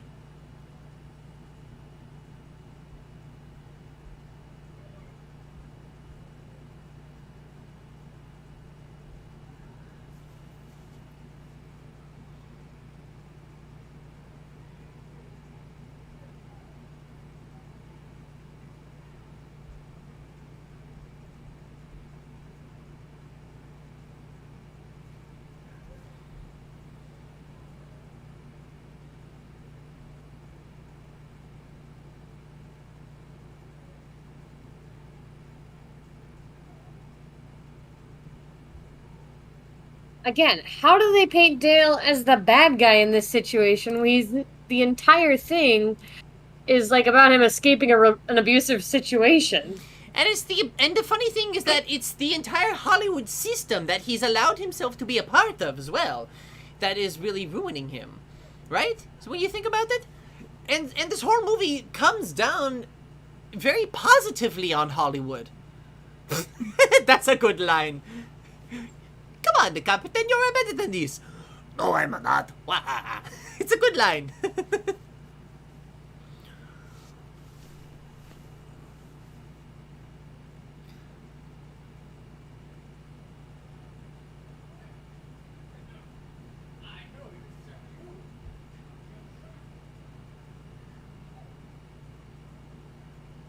Well, off he goes.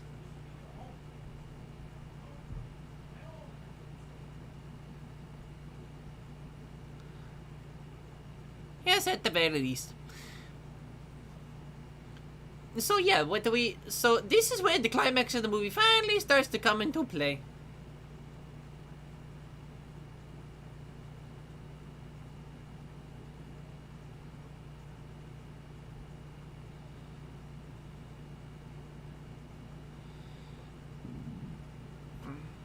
Yep. There you go.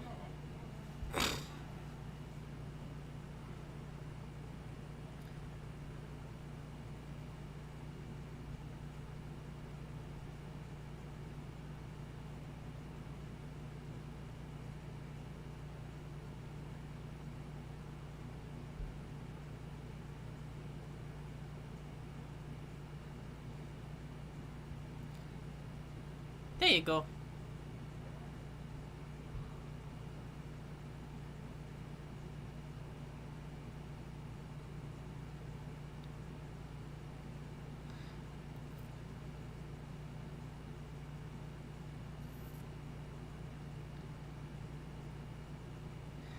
I mean, absolutely.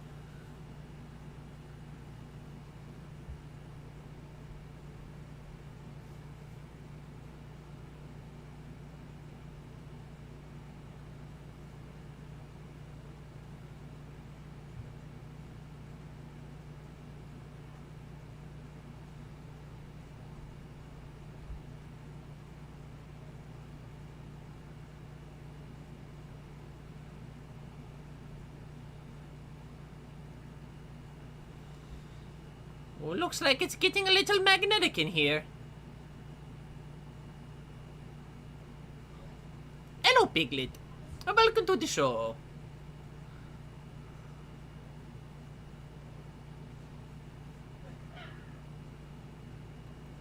I hope you're happy with that. That's the only Mickey Mouse you get in this movie.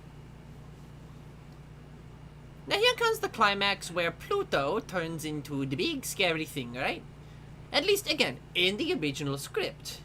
It's like the machine goes haywire and turns him into this big gargantuan cartoon hodgepodge.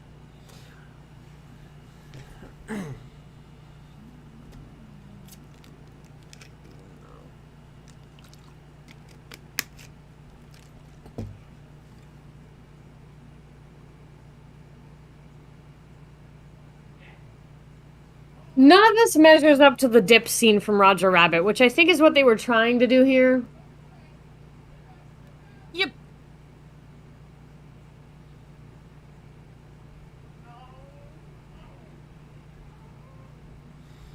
And here comes the climax, as we seem to know it.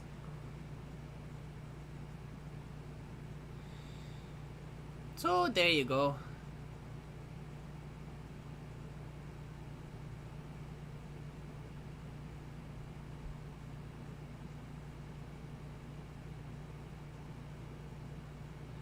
Like, this scene was supposed to feel way more tense, and then the little cat head was supposed to be a hilarious anticlimax, but it didn't work.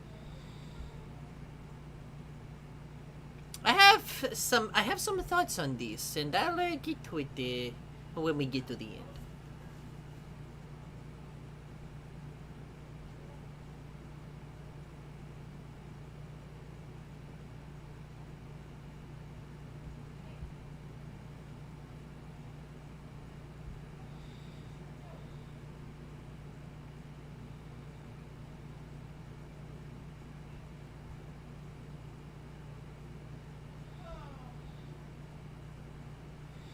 Again, a very, very quick and easy way to resolve your climax when you just... Yes, the Emperor's New Groove did do it a lot better, yes. Yeah. They did the whole anticlimactic transformation thing better. Well, that's not intimidating at all.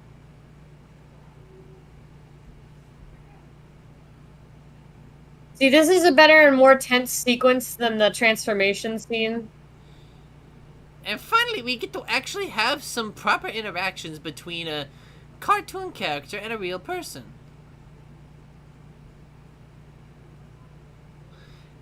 And they really are very going very Gumby-esque with it. It's very nice. Pete just got hired for this. Yeah, see, that's a very interesting. And again, I'll get back to that when I get to my takes on what this movie I'm should have assuming been. he's somehow, like...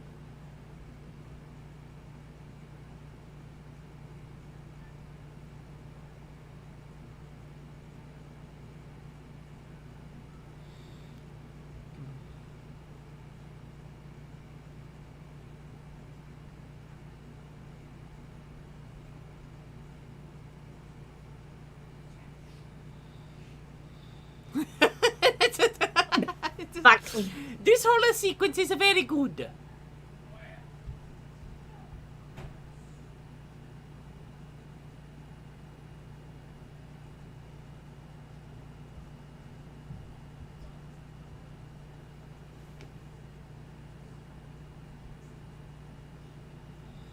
Well, only because I'm old enough to remember. I don't know how many people know of a silly putty anymore. Silly Putty's still sold. Is it? See, I always thought so. But Boy, that's fucked up. Yes, it is.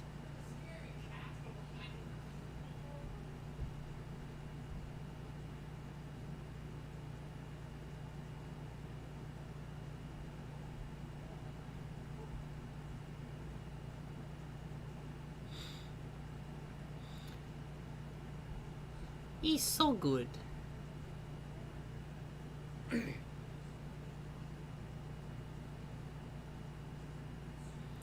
There you go. Head down for the count.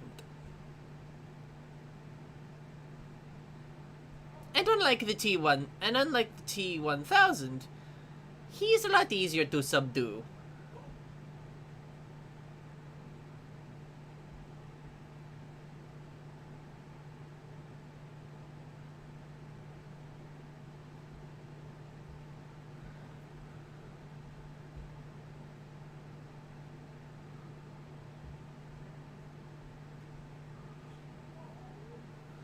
There were not even the 3 seasons in the show.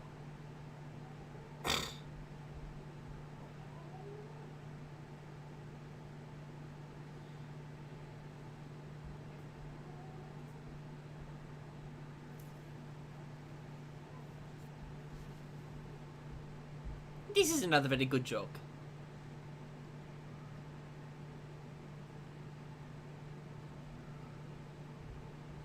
It's very good.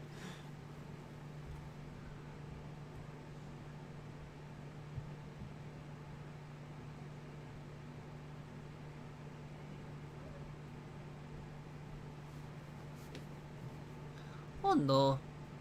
It's not looking good for our intrepid heroes. Dipped there for a hot minute. I had to check on something. And here they go.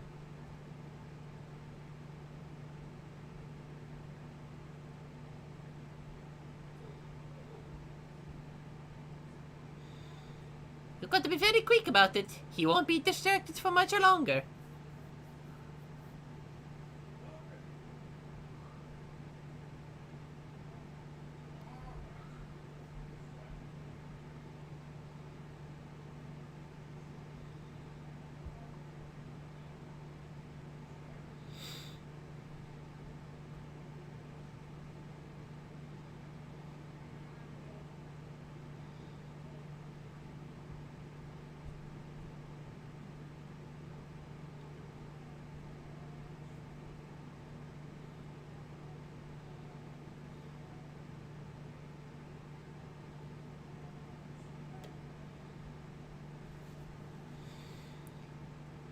I mean, is that really much of a competition? How many talking chipmunks do you know outside of Alvin and the Chipmunks and you guys?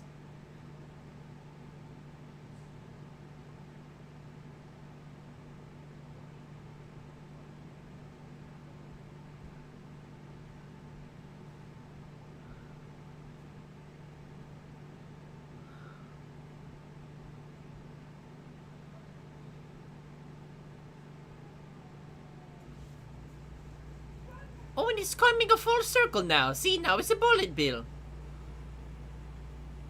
See, I talk about the Mario, I do the voice of a Mario, and now there's a bullet bill. It's all coming a full circle. I totally planned this. Well, not really, but I'm going to take credit for it anyway.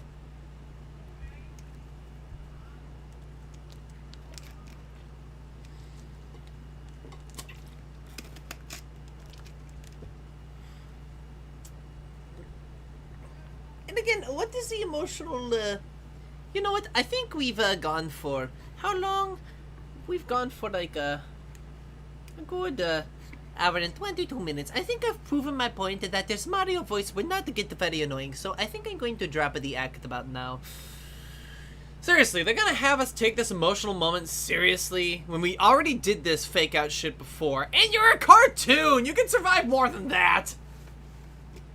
Not to mention, if you're gonna do a fake out death, you gotta, like, make us give a shit about these characters, especially the characters who care about the death, where Chip is an abusive asshole, so we don't care his friend died. like, it can still be painful if you actually cared about Chip. And Chip has always... He sucked. I mean, it's like...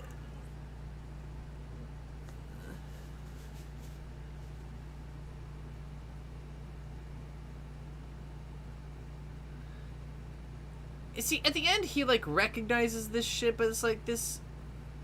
But it's like, again, it's like... Almost too little too late? Yeah, because, like, he quote-unquote died. Hello, Weird Wolf. We're watching Chip and Dale Rescue Rangers. Again, that's a really good bit, too. I really like that bit. That's a good bit.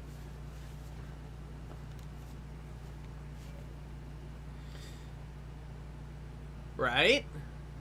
Okay, so, yeah. This is where Bonkers was the whole time. Just as for anybody who didn't catch him the first time they were watching this movie. They turned him into a walrus freak. So here comes everybody.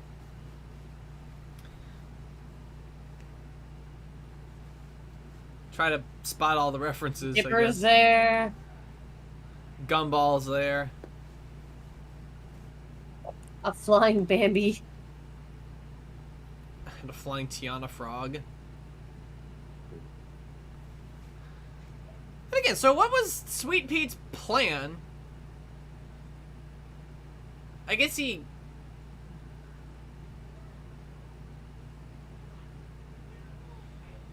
Because, like, if Ellie wasn't lying through Putty about how long it takes to bootleg a character...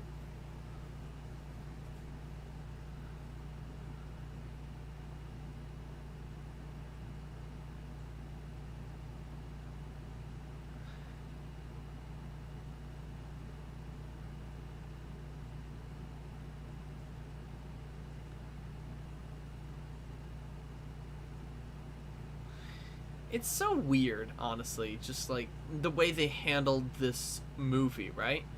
Because it's like, if you want Chip and Dale to be the central characters, then I feel like you need a plot that suits them better. And I think the whole angle of Pluto being the villain would have been, you know, just that. Valiant and Valiant. Now it'd be Steckler and company.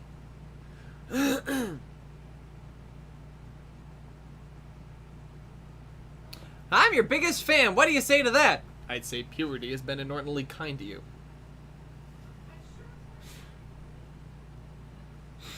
Punch Chip's face.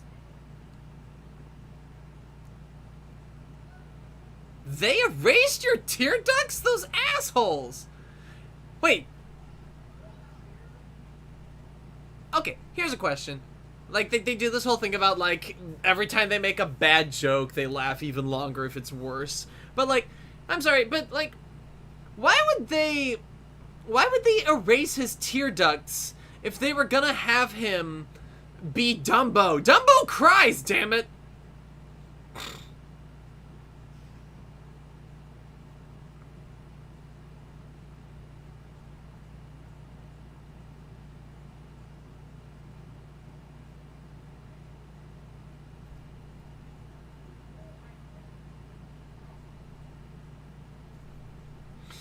Oof, yeah, and making fun of the thing and then doing the thing immediately after.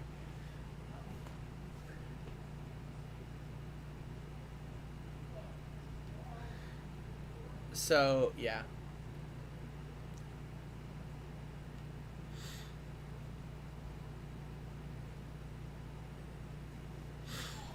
So, yeah. We're not quite done yet because we're gonna hold it out until the mid-credit sequence. Okay, see, there's a villain from the actual show there. It was like, come the hell on.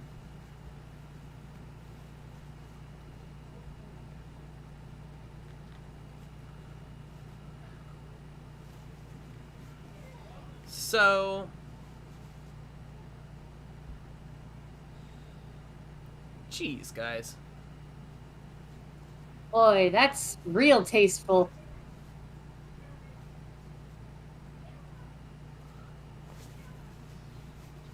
Stupido the elephant baby.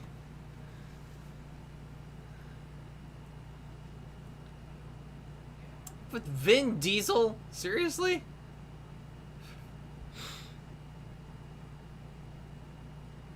Man. Good for him. They must have really thought that was funny.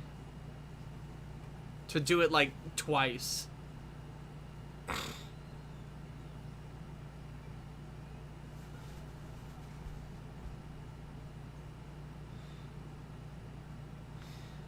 Will Arnett, Eric Bana, blah, blah, blah.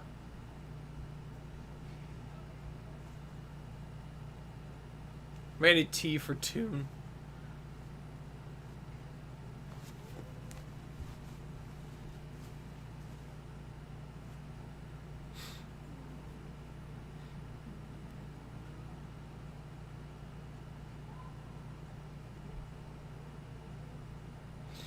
So it's like, yeah. And here it all comes to the end.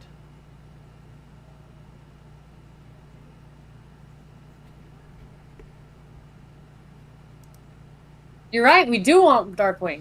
We really. Yeah. What a Good load answer. of malarkey indeed. Alright, I'm just gonna close that. So yeah, so that was dumb. That was dumb, yes. Alright,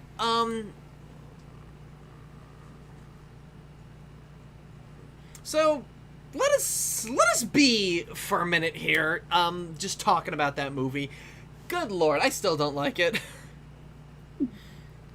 It's a world that seems so incongruous with its own ideas. Does it want to be a cartoon live action hybrid, or not? Because it's like you could put too much emphasis on the real world actors, and you could also put too much emphasis on the cartoon actors, because it's like you need them to share the screen. That's the point. That's the whimsy of it, you know? I believe, like, this movie and Space Jam 2 do it wrong because they spend way too much focus on, like, either the 2D characters or the live-action characters. They keep them separated a lot of the time. And when they don't, they just use a bunch of CGI. So it's like, come the hell on.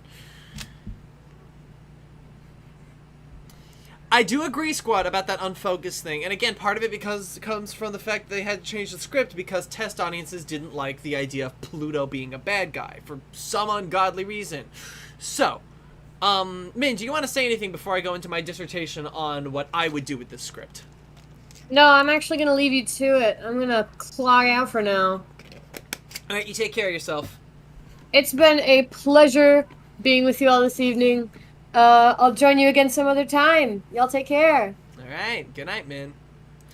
He's gone! Let's talk about him! But no, for realsies, here's the dealio. So, part of the issue is that they ignore Chip and Dale's history, right? And that's just like, I really fucking wish that they wouldn't do that. I really wish they would acknowledge Chip and Dale's history, their classic 40s cartoons with Pluto and Donald and shit like that. So, what I would rather they do is just fall in line with what Chip and Dale always were, alright? So then we move to Chip and Dale getting their own television show, right? It's like a lot of Disney characters were potentially up for getting their own cartoon show. And it was like, hey, Chip and Dale, how would you guys like to have your own cartoon show, right? Okay? And so they did. They got their own show. They got their own brand new thing. And it was a big hit. Everybody loved it. But then, because of Double O Dale, they split off and have to go do their own things. The Rescue Rangers get canceled, and Double O Dale gets scrapped out with an unaired pilot. It's like, no, we can't clear the rights issues for the 007 trademark, and this is just a dumb show anyway. We're not gonna do it. And of course, I would also like some acknowledgement of the fact that evidently, what they really wanted to do was they wanted to do Double O Duck. See, this was a real show they wanted to do. So be like, why don't they acknowledge the fact they've been trying to get this 007 parody off the ground, right? And it's like they went through Double O Dale, Double O Duck, and they never actually made it. And it eventually got turned into what we know as Darkwing Duck. That would actually be some very interesting history that they could put in the movie. But now Dale, all these years later, is trying to rejuvenate like interest in the Rescue Rangers because that was his highlight. Now all he's doing right now are just like, you know, cameos and shit, and, you know, hardly even that anymore. So it's like, so now they've pretty much like, so with Chip is kind of just, you know, he's kind of coasting on like cameos and residuals from, you know, the Rescue Rangers, and Dale is trying to ride that fan high.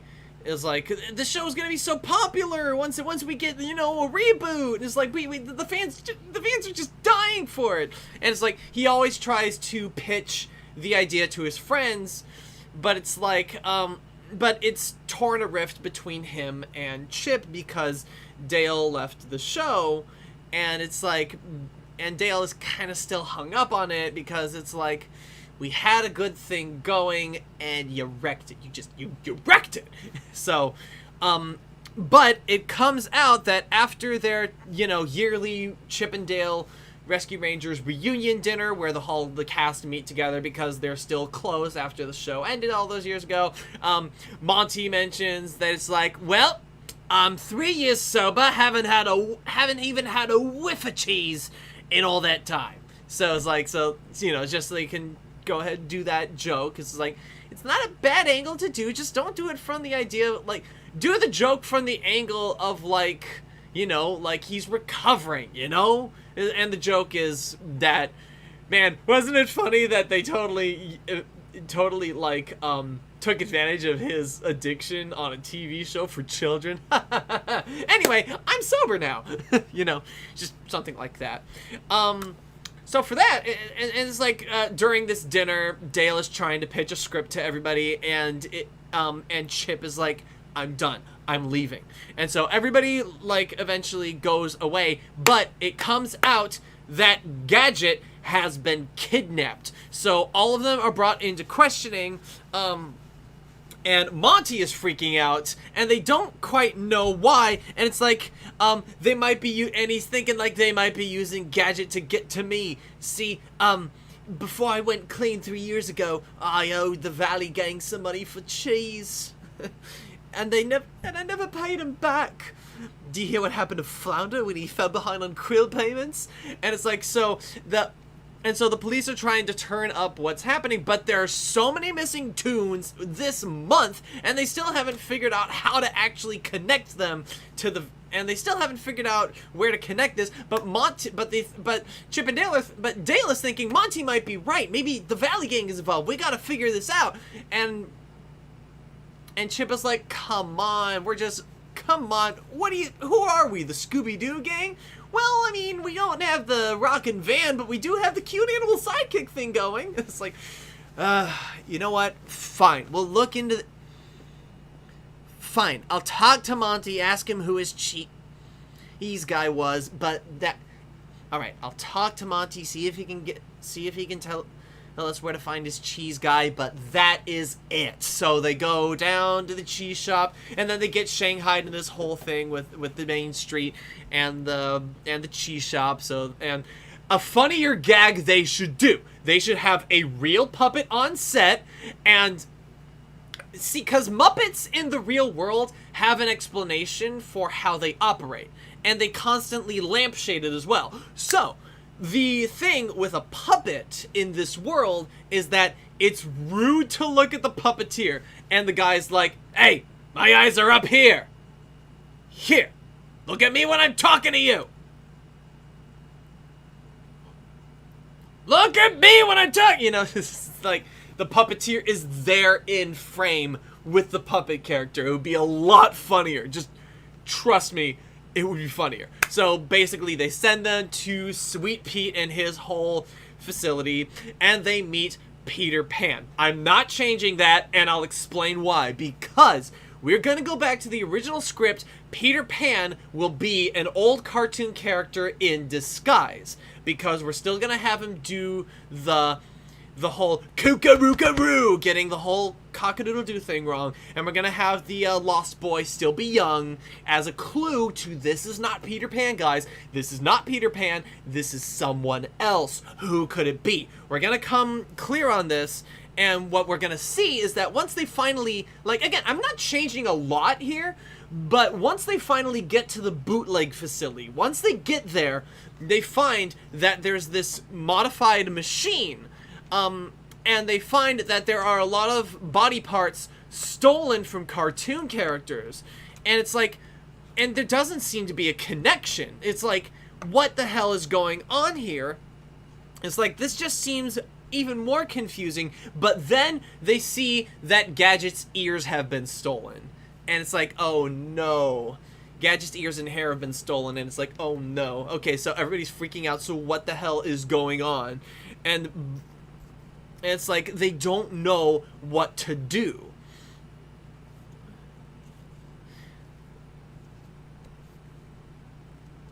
And so, what ends up happening, right, is that they end up coming... It's like,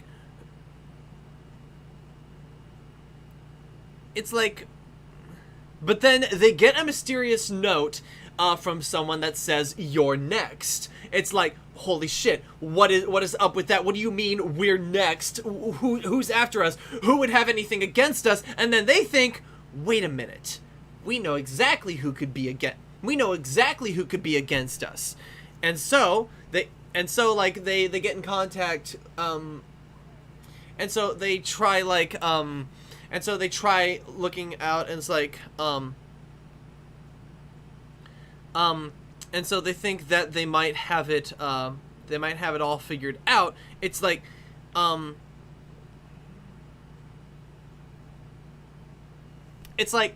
so anyway, the ultimate conclusion I really want to come to is like, because I've been kind of meandering a little bit.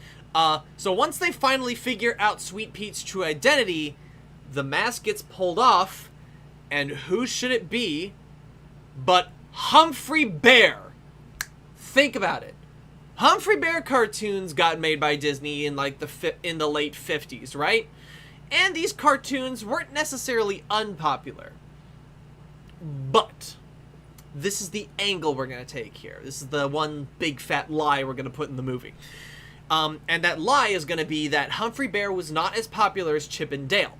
And Humphrey Bear and all the audiences are going to hold of the opinion that it's because he's not cute. He's not a cute character. Like, everybody it's like everybody loves the cute little chipmunks, but not the big bad grizzly, but not the big scary bear. So I stole all the parts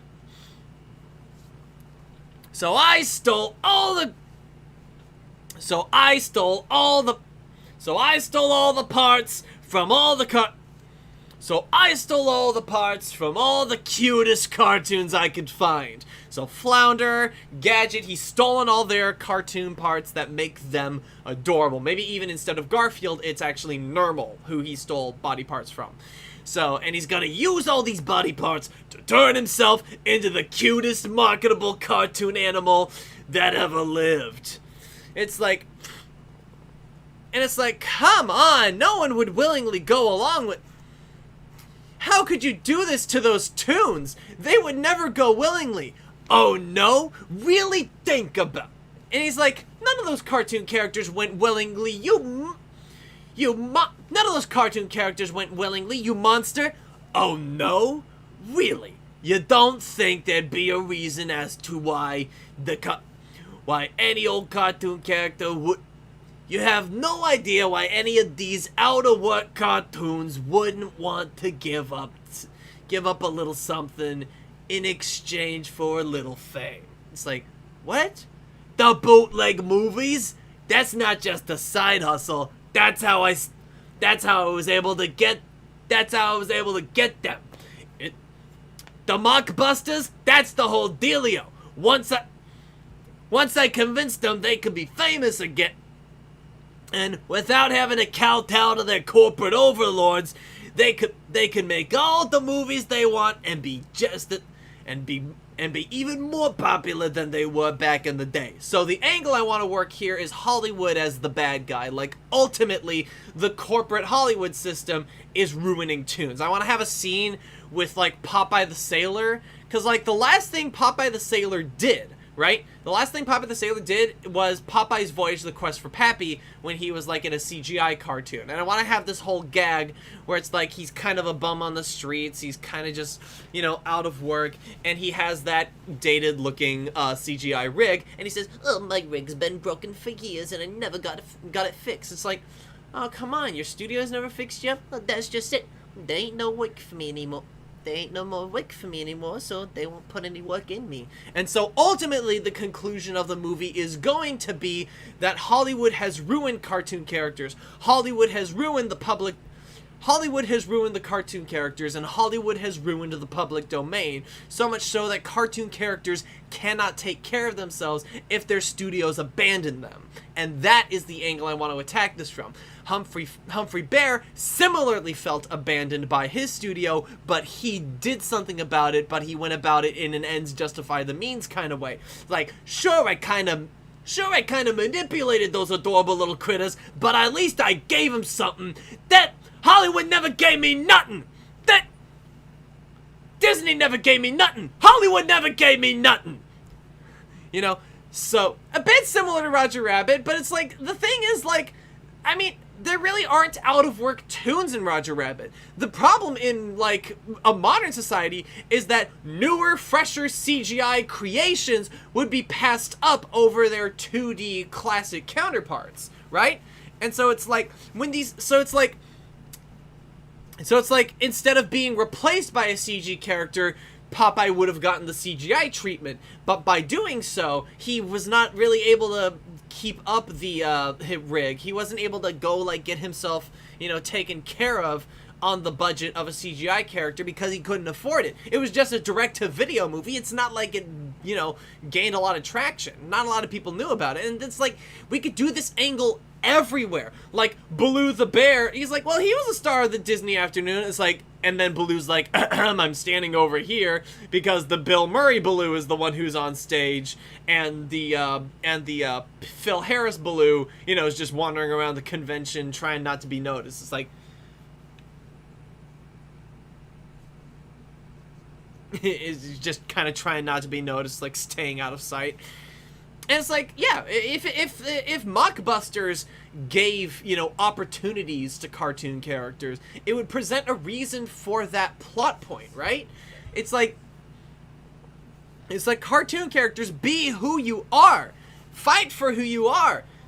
Stand up against your studios and, like, unionize. And you know Disney wouldn't do that. Disney wouldn't make a movie where unions are the good guys, right?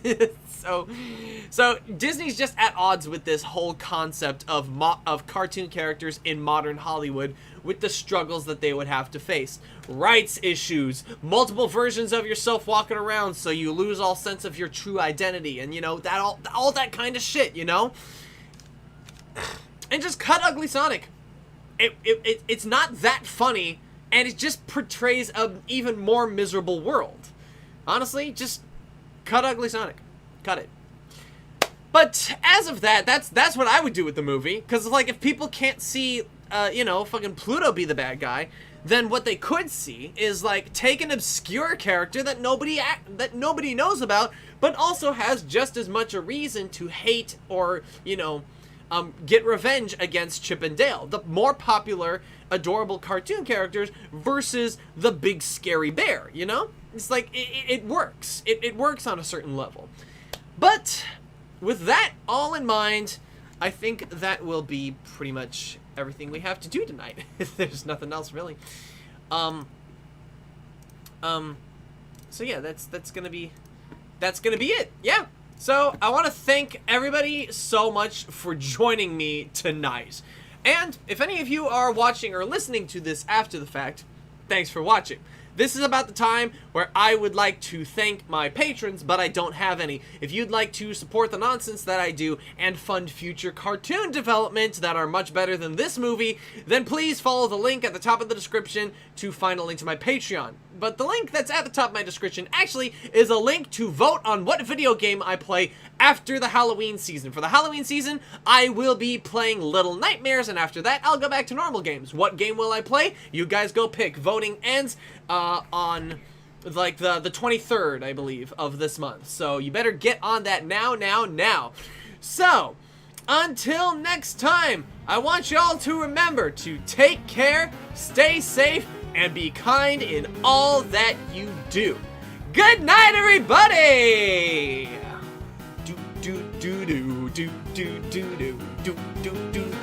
It's me, Mario! Woohoo!